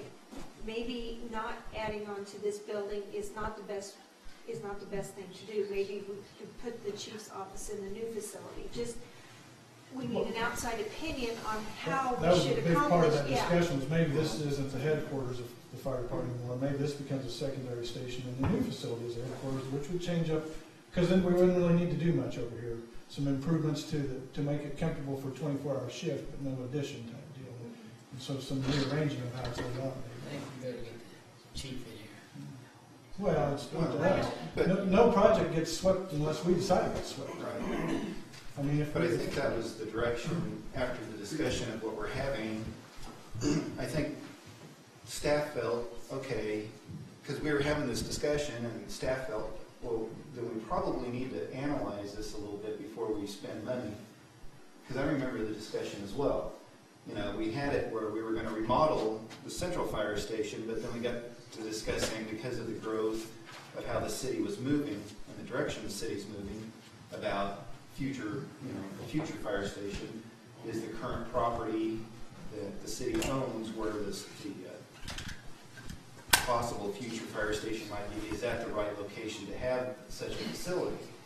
So, because I was at the meeting too, we kind of determined that we should do a feasibility study to make sure that, one, it's in the right location before we start doing that. The other thing is like Commissioner Laws stated, it's like, well, if we do start looking at and start really pushing for a third fire station, we start putting all this money into the central fire station, maybe you just need, instead of adding on to it, maybe just do a minor remodel, to set it up for 24-hour here, but then we might shift our focus to the new fire station, wherever that's going to be sitting. So that's where I remember we kind of agreed as a body to move forward just with the study of the future facility needs, because we are wanting to make sure we've got the best possible situation for our fire service in the best possible places. Because once you set a fire station down, it's there for a long time. So we got to discussing, instead of putting money into remodeling and expanding the current central station, let's look first to make sure we got all our ducks in a row before we spend money. And that's what I remember, Yeah, correct? and Commissioner Dill's right. He and I talked about it, and I agreed that improvements could be made over there, and that's a priority. And earlier on, and then we worked through this, that we did go to this decision and put it in there, and then consider this in council. But I don't think we're trying to sweep anything. I don't think the four of us or five of us are trying to sweep anything under. I think what we're trying to do is get the best possible idea of how to spend the resources the best way, and make sure that we're not adding on to a fire station that in turn, in 4 years maybe down the road, that we're going to have an expanded central fire station, and when we turn around and we build this brand new bigger fire station, and we have this one kind of half empty, where we spent all that money is the thing. I think that's what our thinking was. It's like, Well, that wasn't the impression I got, so. okay. Commissioners, I've also heard that we're all going up off of our memories and recollections of what was said. The meeting that we do keep minutes for is the official business meeting of the commission, this meeting, the regular meeting, and in the minutes you approved earlier today, the last meeting is really the only place where we have kind of a written record of what was said about the goals. Mm-hmm. You'll see the motion was made by Commissioner Dahl to approve the 2014-2015 goals with recommended changes to the first item to include, quote, study future fire needs of the community, close quote. Commissioner Dale seconded the motion. The vote was taken yeas and nays, and all 5 commissioners voting in favor. So obviously that is a written transcript of the discussion, so we don't know what all took place in this meeting, although we can probably go back and review that, but that still doesn't change how, you know, the same 5 words, one person can hear one way and one person can hear it to mean the other. But how the commission feels about this on February, whatever, March, whatever, April 15th or May 5th is maybe less important at this point than how you feel about it when you adopt your 2015 budget. I mean, that's where you've given resources to the issue. And the goals, while I do think they're important, I think they play a role in your oversight of the organization and our management on a day-to-day basis of the organization. They're still words on a piece of paper. When you put it in the budget, you've devoted some resources to it. That kind of makes it, whatever it is you're saying you want to do with that, a little more serious. Well then, when you finally approve bids to go start work on whether it's construction or study, then that even becomes another level of real. So there are places for projects to get advanced or die along the way. You know, you issue debt to do a bond and that type of thing is a whole other level of approval. So I think there's opportunities for this project to change and evolve. And I don't know how to address your concerns, or if it's even possible for me to address your concerns. I do know that in managing the whole kind of what do we do in the way of our fire needs question, that we've had the resurrection of the Fire Station 3 concept, which really did go away after the population dropped after 2000. And then that's come back as the population and the building and all that has taken over. Along with that is a concept of the Fire Station 1 expansion that Commissioner Dale's brought up, and we've explored and even have some not stand plans, but architects' renderings for. We've learned there's a difference, right? Yeah. And then this most recent, which I think is born out of it, are we confident that one of those is really the right solution? You know, could it be that there could be another location, or whether or not you put Fire Station 3 somewhere, you know, or 1 and 2, and long term, where do we need to be looking 5 years out, 10 years out, 20 years out to make sure we locate our facilities in the right place? So, which is another good concept. If the commission can direct us in one of those places or none of those places and be clear about it, it would be greatly appreciated. I can assure you no one on staff has allegiance to any one of those 4 options. I guess, Commissioner Dale, your concern is that the possible remodel or upgrade to Central Fire Station might not take place because of the study? That's not my concern. My concern is that I sat in that meeting and I come out of that meeting with the idea that was the number 1 priority. And everybody agreed that they were in favor of that. And I'm not sure what triggered Commissioner Laws, where he read that he needed to change the minutes, because I think that my notes, which are at home, my notes reflected not what you're saying, but what I think. I could be wrong, but my fear is I don't care which way we go. My desire is that we need to do one of the 2, and I probably a year ago, I sat down and discussed with Matt the idea that, and had brought up probably in some meetings that that I thought with the development in the eastern part of the town would happen, and we would eventually have to do that, have a fire station combined with a police station and a satellite station, and possibly a range out there. Seconded the motion. So, Ma'am, Is the fire department currently getting someone to? Chief Shelton and I are talking about how to put a request for proposals together to do a facility study. We'll bring that to the commission for your review and approval before we actually submit it. So that's in the works. In the process. So I think second meeting in May at the latest, we'll have a document for your review spelling out what we envision in feasibility study. Okay. I just strongly believe that we need to do one of the two, whether it be over there or build that third station. I agree with the third station, and have ever since I've been on the commission. I said the city's going to grow, and Chapel City is going to develop out there. I said we're going to have to go out there. People just kind of looked at me like I was, it wasn't going to happen, that we're not going to grow that much to need that facility. So that's where we're at.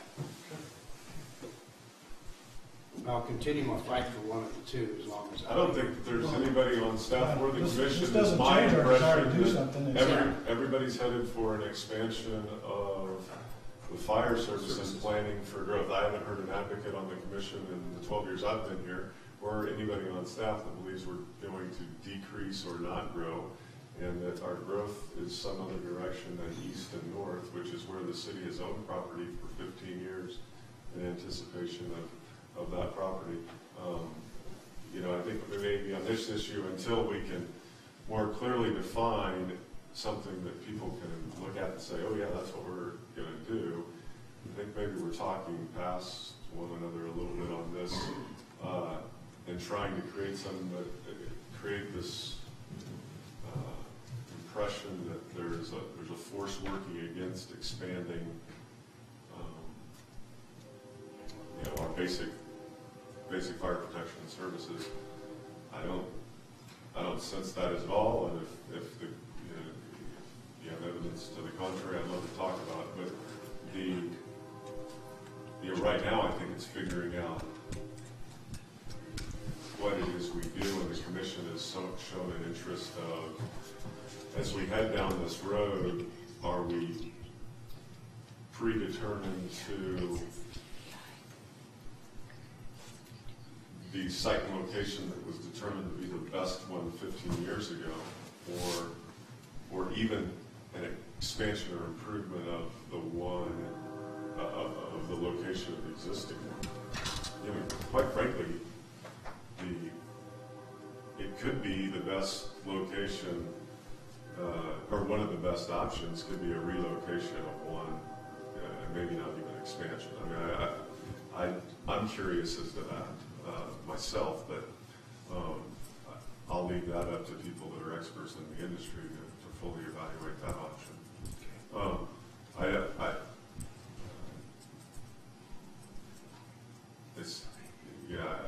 sense that there's this fear that there's something working against an answer to our facilities and equipment and personnel needs.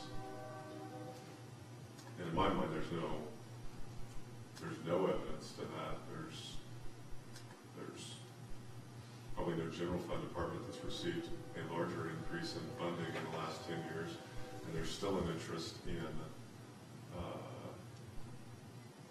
coming up with a long-term answer to add coverage, not just for us, but the insurable area immediately around us, because there's a ton of development outside our city limits that we still serve, and we're still the primary servers of that. And so when we look at locating our stuff, I think we've got stuff's the fancy word for another science. We've got to look at where that is located as well, because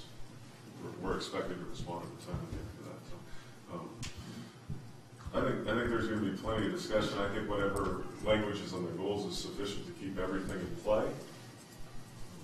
That's my interpretation of it, but if the commission would like to talk about something different, I'm open to that as well. Okay, thank you. Well, gotta get back to the Okay, so Sounds we're going good. to get into the fund sheets that you have that are located right after today's date, April 15th. We have a new fund. We started it last year, that we renamed it, and it's going to be our TIF CID Star Fund. This is all of our current development that you're looking at with your TIF projects, with your RHID projects, with the city being the kind of the sponsor of these developments. Those monies from property tax will actually come to us, and then we will distribute out to the developer. The only money that we will be keeping in this fund is what we call TIF distribution Schulman Crossing. That money will come to the city of Garden City, and we will be using that to pay off the principal and interest. The first phase was just approved today in your bond issue. So those monies will be coming to the city. There is a transfer located in the revenues, the very bottom line transfer, Community Improvement Reserve, $316,000. We've been holding that in a fund, the 05 fund, for a kind of a reserve fund for our TIF project. We're moving it into here. Moody's really likes to see a reserve fund, especially for projects like this, in case your revenues don't come in if they fall short. They would like to see a reserve of probably about 1 year's worth of principal and interest, so we're going to be looking at roughly around $700,000 with this first issue. So we'll be trying to build that. If we can, we might have to look at a transfer from the general fund into here to get that reserve built up. But we can take a look at that when we discuss the general fund later on. We might have to come back and make some amendments to this. So there's a lot going on in this fund. I know it's just a one-page little deal, but it's going to take a whole lot of paperwork to make that work. So The interest on there, is that, that's the interest off of what amount? that's the interest off of this first phase that we just issued today, and it's going to be a little bit less than that since our interest rate came better than normal. And then we're only doing interest the first year, and then we spread the principal over the remaining 19 years. So since we weren't totally built out in Schulman Crossing, it was best just to pay the interest and then make our debt payments over 19 years. Okay. It helped us out a little bit this first year. So that's the 04 fund. The 05 fund, Capital Improvement Reserve, we carried over $609,371. Part of that $316,000 that I just talked about transferring is in that number. We did a rebate off of our purchase card. We're anticipating roughly $50,000 this year, the 2014 column, third column over, transferring in from the general fund this year from projects that we didn't complete. And then the total available then is $1,256,371.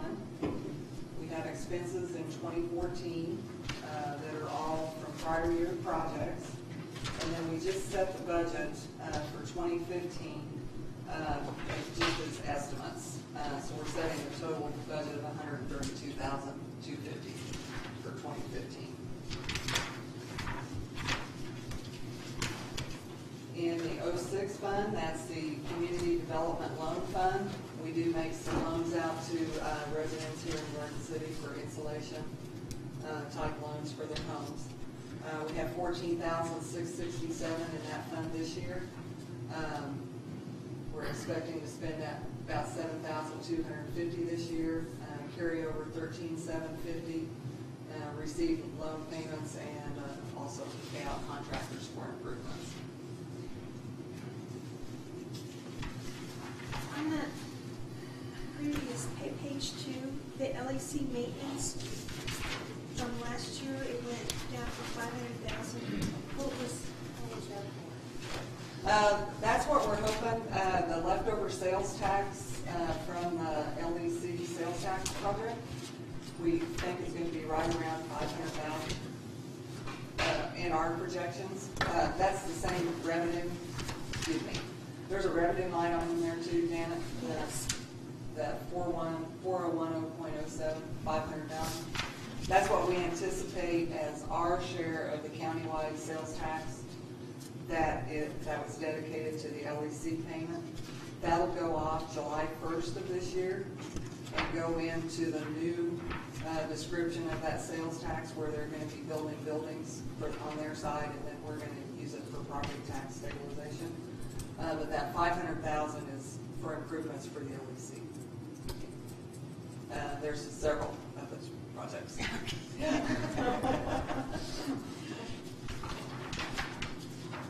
Okay. Any questions on community development loan fund? Don't forget. The 07 fund is cemetery endowment. When we sell cemetery spaces, we keep a portion of the space cost to put in here for an endowment fund. So we carried over $27,023 into 2014. A portion of the cemetery spaces would be $5,000 both years. We do have land out at Sunset Memorial Gardens, some land out there that we lease out to a farmer. So that's what the land lease is, and a little bit of interest income. Whenever there's a marker out at Sunset that needs to be placed, this fund uses, it's a bronze marker. We are obligated to those people that bought spaces out there to provide that marker. And then there isn't any improvements this year, but we budgeted the full fund next year, so there is a line item for cemetery improvement, $13,100. We normally use that for expansion at Valley View. So if we need to build roads or add sprinklers, add fencing, we tend to look at this fund to do that kind of improvement. Okay, fund number 8 is the Community Trust Reserve. This is truly a reserve fund. We try to keep the balance in place of between 1.5 and 2 million. We use, there's some money that goes in between KDOT and us. We have to first pay the bills and then KDOT pays us back. So that's why you see that reimbursement KDOT. The reimbursement rec commission building, that's for the repayment of the house that we bought at 302 North 6th Street. We bought it in 2012, and they're repaying us back over 5 years. Then we have a transfer from the electric utility and a transfer from the general fund. The electric utility is one that we have every year, but the general fund one is to pay back this fund for the airport building that we bought out in Airport Industrial Park. For one of the buildings, we've also bought the building from O'Brien's out there, so we have those 2 buildings out there. This is a repayment to that fund. We purchased that building in 2011 for $194,500 to protect that building. So anyway, we're looking at $1.7 million at the end of this year. Same type of revenues, same type of expenses. We're budgeting the full fund, so that amount that you see in contracted projects is a cash carryover amount of $1,862,750. But we just budget for it in case we need emergency money. The DEA forfeiture fund, fund number 10. This is used by the police department. They had $41,720 that they carried over into 2014. Like I say, drug forfeiture money goes in there for the federal share, and then their forfeit expense they use on vest grants and undercover air cards for their people. So, like I say, we're budgeting the full fund, so we're budgeting the total amount in 2015 at $36,800.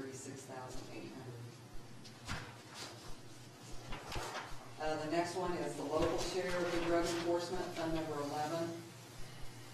$18,514 carried over into 2014. They do get a state tax distribution on any drug forfeitures that are confiscated here within Garden City, plus a portion of the drug forfeiture monies. And their expense that they use out of the fund is for their canine, for training, food, housing. Okay, and fund number 15 is also the police department fund, enhanced wireless 911 funds. $293,154 was the carryover amount. We get roughly $180,000 a year for telephone franchise payments. Maintenance contracts that are with AT&T, roughly $207,000 both years. They are paying for training and travel for their employees down in dispatch out of here, and repair some equipment. What was the new equipment? Excuse me? What was the new equipment for 170,000? That was. Or that was just a request? It was a request, that was just a, yeah. Okay. And we reallocated up into, it just wasn't supposed to be there. They have all the equipment they need. Okay. So. All right. Fund number 18 is FinUp Trust. We currently have our requests in from the Zoo Department and the Parks Department into the FinUp Foundation. We did carry over from previous years $54,753. We are budgeting an anticipated amount from the FinUp Trust, the $95,400, and then for the FinUp Center $13,800. And then we split those pretty much evenly when we get down into the expenses. They pay for a seasonal person for the FinUp Center out of their FinUp Center money. Land and building acquisition, we were real successful last year in getting the house at FinUp Scout Park with monies that FinUp Trust had given us. So they're starting to build that line item again, hopefully. And then there's projects at the FinUp Center. So total budget in 2014, $156,453, and then $101,058 in 2015. And if you want to see all the projects, they are all located on this page. They do a very good job in letting me know where to take things. So, there's a lot of nice projects in there. Fund number 26 is the revolving fund. This is where we normally pay for our weed mowing and receiving money back in for weed expense, or if we ever have a hailstorm, our hail insurance money will go in here, and then we'll make our repairs out of it. We also put in the Finney County preservation money into here that we got back in 2011. That's coming into play this year with the Windsor project. So you'll see that expense down there in 2014 of $91,927. That's the remaining money that they have. So we'll be spending that, and then it's just kind of back to normal after that. Fund number 27 is risk management. If we ever have a savings in what we budget for our general liability insurance, we usually take a little bit at the end of the year and put it into this fund. And it usually amounts to $30,000 to $35,000 a year that we have left over. Then that way, in the next year, if we have deductibles that we have to meet, like with our vehicles have $5,000 deductible, we'll take it out of this fund instead of taking it out of the department's budget. Or any sort of claim settlement that we haven't anticipated, we will take it out of here. But it's only for your general liability property. So we had $155,936 coming into 2014. We anticipate having $116,000 left going into 15, and then we budgeted the full fund. Randy also helps on that claims, this risk management fund, and one is a second set of eyes because we are using some discretion, especially when it comes to claims settlement, that type of thing. So why did we increase it so much in the deductible for vehicles? Oh, that's just a guess. I hope they don't wreck their cars that much, but I was just filling in lines. It's kind of a Okay, guesstimate. I'm like, wow. Yeah. Yeah. I hope we don't have 10 wrecks in 2015. Well, Oh, yeah, flaming cars, yeah. okay, I'm just We have kind rainstorm. of, looking over the past, and Yeah. it's just such a, I mean, it's. Yeah, a it's huge just a increase. pure guess on what. We're just setting a budget there, so. Okay. And then, fund number 29 is the special alcohol drug abuse. This is where we get liquor tax money from the state. It has to go to 3 different funds. It goes to our general fund, this fund, and then fund number 30. 1/3 goes to each fund. This one is where you have the AFAC committee take a look at proposals that come into them for disbursements of these monies. And you'll see this page right here, right after it, that shows how we've distributed our money since 2006. This year we have $85,000 on the city side that we're spending, carrying over to roughly $35,000, expecting to pay out about the same amount next year.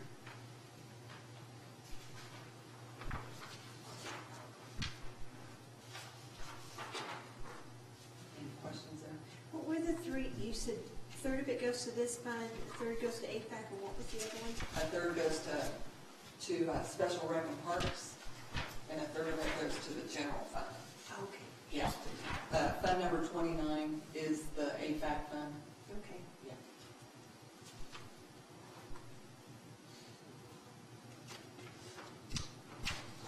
So the next fund, fund number 30, is special rec and parks. So this is where the other part of the liquor tax money goes. We have $97,757 in this fund at the end of the year. We are, the rec commission gets $20,000 every year, but then they also get their carryover money from previous years. So we have $23,669 in there for them. Landscaping and tree lawn expenses are used by the tree advisory board and Alan's department for parks. We have new park equipment in there at $38,239, and a portion of that is going to be up at Wildcat Shelter and playground equipment. They're needing some work done up there.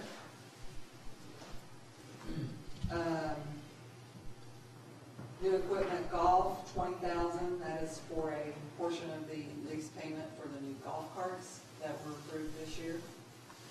Next year it has the same amount for the golf carts. And then we do a transfer to the golf course of $25,000 every year to help with their operations.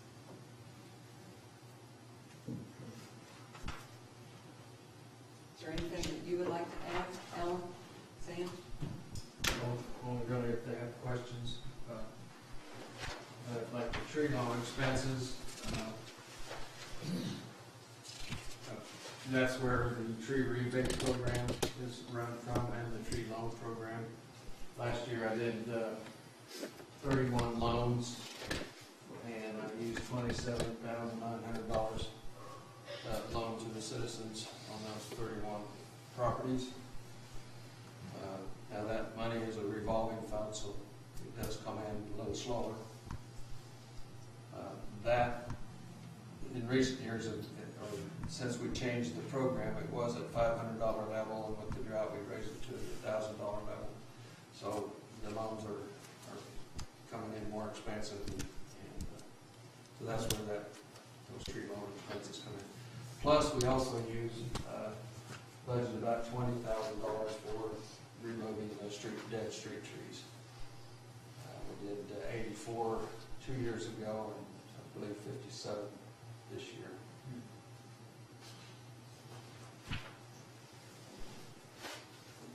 I mean, is there any other questions about those?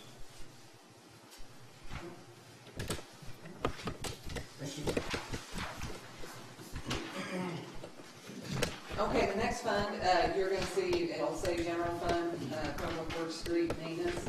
That's because it goes along with our fund number 32 for special traffic way. The general fund pays for the salaries of our street department and all of the benefits. And then it also pays for maintenance of traffic signals, a portion of the street maintenance costs that we have annually.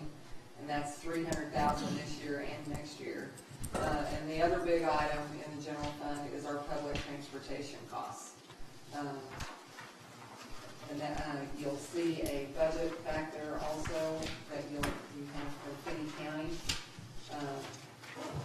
showing you how she's allocating the amount that she would like to have from us. But that shows the 2014 revised budget for the street department of $1,455,750 and $1,489,250. The next page will show you the maintenance of traffic signals, the breakout on it, and the breakout on material street repair. And then we go into public transit costs, $246,456 for 2015 for the operating costs. Is there anything you want to add there, or do you want to wait till you get special traffic way? We can wait until we get special traffic way. Okay. Okay, so special traffic way carried over $971,544 in 2014. State highway funds, as you can tell by looking at the history of those, they're kind of coming down slightly. So we're really watching how those revenues are going to be coming in. We're budgeting flat for that from 2014 to 2015. So you have total revenue here of $690,956 in 2014 and $691. So like I say, that's really flat in budgeting for the revenue. Next page is the street operations. And as you can see, this is all of the operations for the street department. Some of the bigger items is going to be your gas, oil, diesel, material street repair, and new equipment streets. If you go to your next page over here, those larger items are detailed for both years as far as material street repair and new equipment for streets. This year we're looking at a 1-ton concrete service truck. We have a final payment on a street sweeper, and then next year you have a skid loader buyback, a 15-foot wing mowing deck, half-ton four-wheel drive pickup, and the Falcon asphalt recycler. Right. What's that? Take old used asphalt, heats it up, throw oil in it, and we create our own patch material in the wintertime. Sometimes we have a hard time getting hold of asphalt, so we patch in the winter. So Falcon's the brand and asphalt's what it's recycling. Yes. It's better than the other way around. It's written. The total expenses in the operations is $750,250 for 14 and $792 for 15. Then we go into street signs and markings, which is a part of this fund. And we've got $57,000 both years in that area. And snow removal is another category here. We have $33,000 for 2014 and $25,000 for 2015. Less snow in 15. Well, it looks like there's a piece of equipment in 14. You really like that plow. And we purchased 3 of these push plows, 2 for skid loaders and 1 for one of our loaders. And we're just working circles around the regular loader that has a regular bucket on. So we'd like to finish that out and get that last push plow. We're actually cleaning Main Street with just that piece of equipment versus 2 graders and a loader. So we're getting a lot more efficient in the downtown area.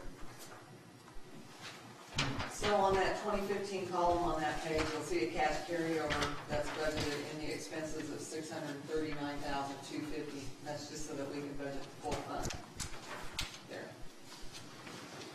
Okay, and then Sam likes to give you a lot of information on his equipment so that you can see kind of how things are aging, when he anticipates needing to purchase equipment in a 5-year program here. So that's a very good document to have in place. The next page is the 2014 capital improvement projects that he has identified either in his budget or needs to be in a bond issue. 2015 is also the same way. Then you do have a letter from Fannin County Transit requesting funding for 2015, along with for her 2015 budget request. She's given us that information. Is there any questions about CityLink that you'd like Sam to address? See the leadership side. It is. Bonnie's doing an excellent job. She's really got some headaches over there. We are the regional hub for Garden City and Dodge. We're dispatching all the rides in Dodge City from Garden City. Really? Their ridership is going from 500 to 2,000 just by using our dispatch to dispatch their riders. So if you want to ride in Dodge City, you call Garden City, then we get it scheduled for you. That's worked out through KDOT. So. Okay. That's must like the way she does business. Yeah. Out here. Yeah. She's pulling her hair out, just dealing with that. And of course, they're trying to get Liberal on board, but I think KDOT's slowing things down. Hugoton is looking at getting on board and letting us dispatch their ridership too, so. Previously, this has been something for which they would be reimbursed by those jurisdictions for providing that service to them, but recently we've learned that that may be in jeopardy. Yes, that could be in jeopardy. KDOT really hasn't funded that. Looks like our administration budget is going to get in the red. We're going to have to contact Dodge City, and they're either going to have to pay for it, or we're going to have to drop that service. Or About something. Liberal and Hugoton, do they pay for it? They would have to pay for their share too. So we're having to work, Bonnie's having to work that out right now with KDOT and those other jurisdictions.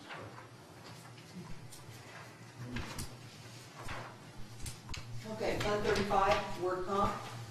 This used to be a fund that was self-funded, but recently we went with payment and have a premium base that we pay at the first of each year.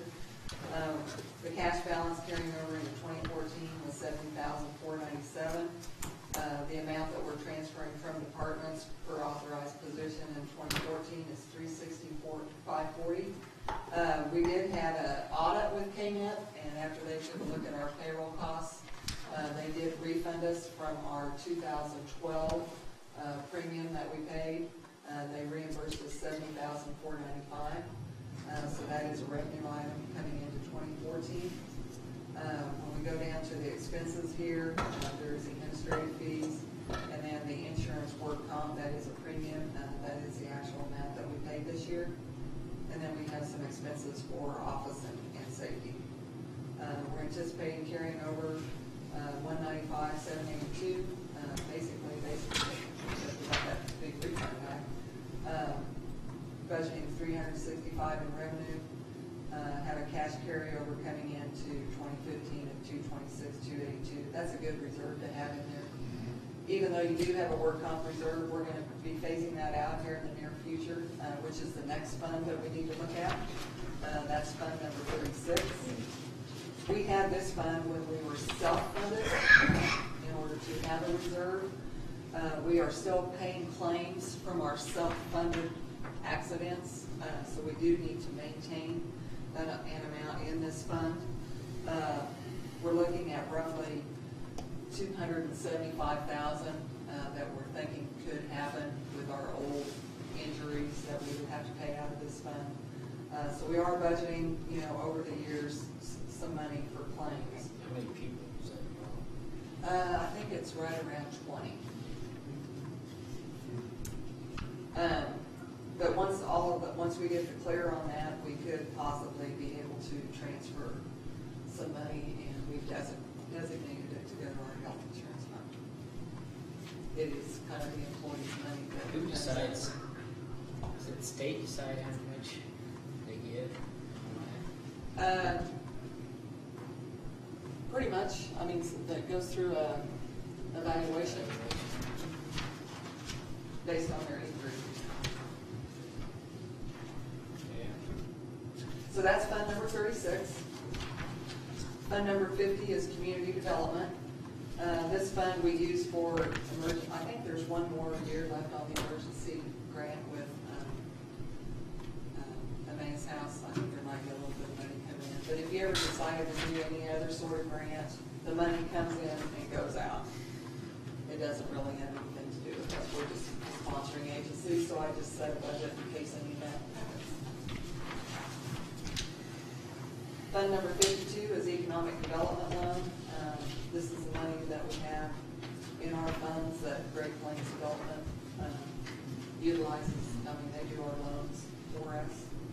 We have $371,989 that we really need to loan out to somebody. So if you have any small businesses that We haven't been too successful. need some help in, Yeah.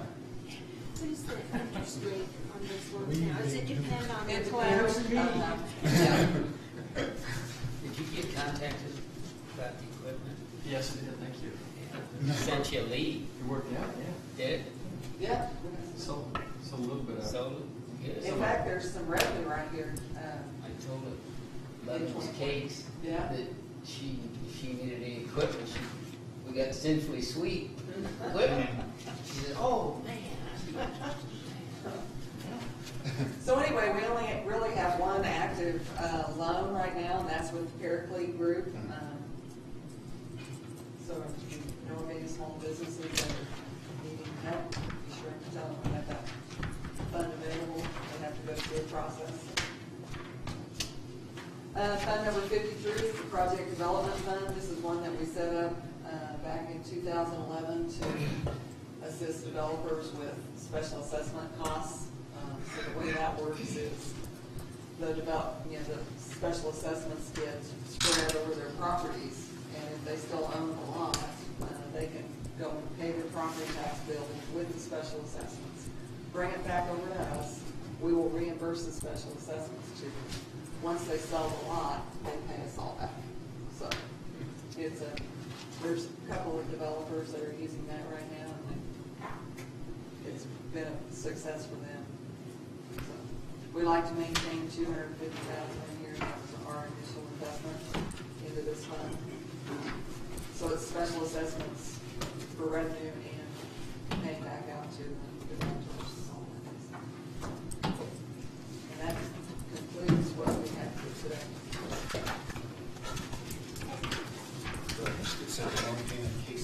Oh, and then we have one energy loan with the state, and it's on that piece of property on Main Street. It goes with the Meter Efficiency Kansas. That program had a very short life. Oh, yeah, So, but it has a long life on our books. yeah, its presence in our budget will be over decades. But it didn't last very long. It was the restaurant next to the city theater. Now it's the Taste. Oh, Davinsky's. it was Maria's. Yeah, it started with the first one. Just kind of. And then the loan just stays with the meter. Sure. Yeah, that's the good side compared to maybe some of the other loans that if it doesn't work out, there's no real revenue sharing. But this one is tied to the meter, so anybody that comes in allocation continues to pay on that. And they continue to reap the benefits from the improved efficiency of the structure. Right quick on Fund 52, Economic Development Loan Program. Is there a way we could, and I know economic development, Fayette County Economic Development probably knows about it, as well as the Chamber of Commerce, but is there some way to kind of let them know to help if they hear of businesses out there looking at possibly starting or needing resources that they could help promote that fund? I can send that fund sheet to Lana. Maybe Steve Dyer and let them know that Yeah. there's another avenue there. Right. Just to, We can sure do that. And downtown vision. and downtown vision. Don't want to forget them. That's right. But maybe those Very good. three. Yeah. Okay. Very good. Anything for the other group? Questions? No, they're doing a good job. Okay. Thank you. All right, thank you. See you next week. 2 weeks. 2 weeks. Yeah. Thanks. Commissioners, we do have an executive session on the agenda. I would suggest that maybe we do the commissioner reports, and then we can let Ashley go on the recorded video of this meeting. Channel 8 went down, or our broadcaster in here went down, so this isn't live. I've noticed that a few at-home watchers have noticed that, so we apologize. We'll re-air this if we can. I don't know that this is live, right? This is just recorded, so we'll re-air it as soon as it's done, and I'm not sure what the video or audio quality will be like compared to normal broadcasts, but we apologize that Channel 8 wasn't in full working order today. We'll try to have that back up and running by the next week. Commissioner Fankhauser. I just want to congratulate the wrestling team on their success this year. Did a great job. I forgot to mention that Sealand did a great job this year getting documents to me. We'd meet in the post office. We met in the warehouse a couple times. She followed me. So she has a way of following you and finding you. That's what she was saying in the reception. She has an app on her If she phone. needs something signed, she will find you, I guarantee. Okay. I bet she has an app on her phone. Find Mayor. Yeah. So anyway, Thanks for the heads up. Yeah. Good job. Matt, thank you for the note, and appreciate that. And that's all I have. Commissioner Law.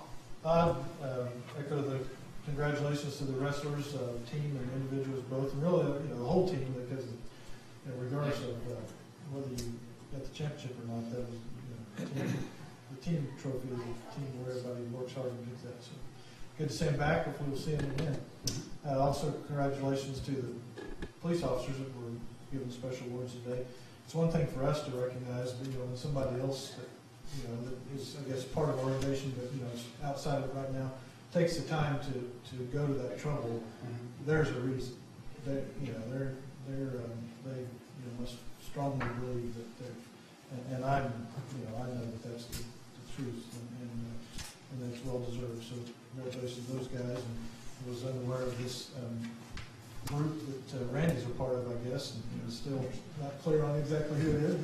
But let's we can get some more information on that. That's fine. And congratulations to Dan on a good year, and to Roy and Janet to moving forward this year, and just drag Melvin and I along and keep it going. We'll try and do our part. We're peddling. That's all I have. Is that what you got? Commissioner Dale. Okay, I echo the thoughts of Commissioner Law on the police department. It's a family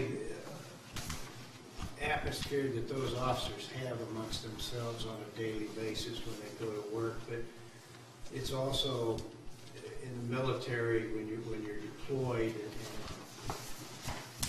those guys are over there regardless of what branch they're in. When they're there, their families back here are very bondable, to just so many things. In my career, I missed a lot of Christmases and birthdays and car wrecks and floodings. And there was always an ombudsman group that was available to us. And in a military town, they don't have that here, but they do have the family of the police department looking out for their fellow officers and doing it. And I'm glad that they do that.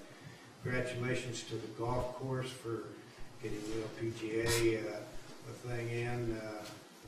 That will be very interesting in September. I'm going to check my schedule and see if I'm going to be in town. I'd like to go out and maybe volunteer and what have you. I want to thank Commissioner Fankhauser for for the last year and his leadership and his talks and advice that I would get from him from time to time. And I know that Roy and Janet will do a great job and continue the work that goes on here in the city. And I want to thank the wrestlers and their families and their coaches, the staff and the school for the fine young men and women that are even involved in wrestling, whether they're the coaches or managers or whatever. It's a lot of work for those people to get out and do the number of hours wrestlers do year-round to build and train to be a wrestler and to bring back, this is number 11, to bring back number 2 in a row. It's a good plus for our community and a lot of communities around that are equal to us with the growing problems and other problems. Can look to us and say they're producing. We may not have a football team yet. We will someday. I pray. Yeah. But that's all I have. Thank you. First, I'd like to thank Dan for all of his work he did this last year. People don't realize it's volunteer, and it's a lot of hours, and thank you for doing that. I also like to thank our financial departments, Melinda, the CFO, and Matt, and the department heads for working on keeping their budgets and using their funds as efficiently as possible, because all of that amounted to a strong bond rating for our city, which is wonderful. I'd like to congratulate the Buffalo Dunes for getting that LPGA Sumatra Tour. This puts another thing that puts Garden City on the map. So. And I'd like to thank Sergeant Wheat, Captain Pruitt, Captain Regal for what they are doing for the families that are here while their spouse or spouses are in deployment. And I'd like to also congratulate the wrestling team. It shows how dedicated they are to their team as a whole. And kudos to them. They're going to be great young men. And congratulate Tevin Briscoe and Michael Prieto for their state championships. That's all I have.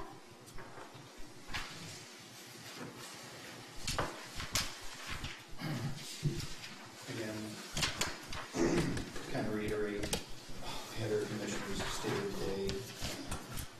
I'd like to thank Dan for his leadership in the mayor position over the last year and helping the community move forward and helping inspire the community in a positive direction. So thank you. Got some big shoes to fill. Yeah. There you go.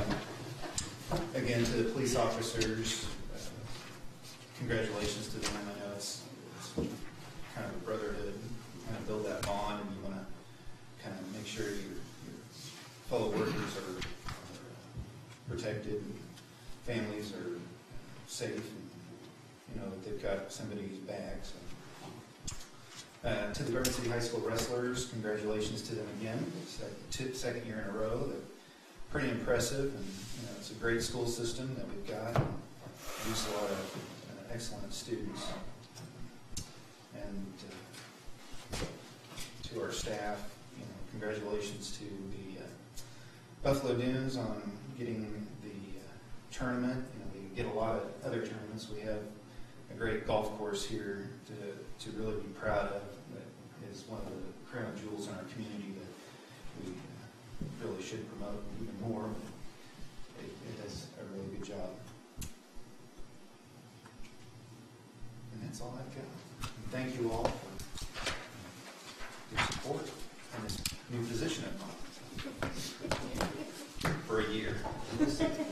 Mayor and Commissioners, we'd like everybody to consider going into executive session pursuant to KSA 75-4319B2 pertaining to consultation with an attorney for the body or agency which would be deemed privileged in the attorney-client relationship. Randy, would you identify who in the commission you... Yes, I believe Greg Ottinger. And what's John's last name? Krowski. Is he going to join us as well? Okay. He's the city's consultant on an issue we're going to discuss. They'll be joining us by telephone. Okay. So we're going to do it in here? Well, Yeah. Yeah. We can take a break and then. yes. Yeah. So Greg Ottinger.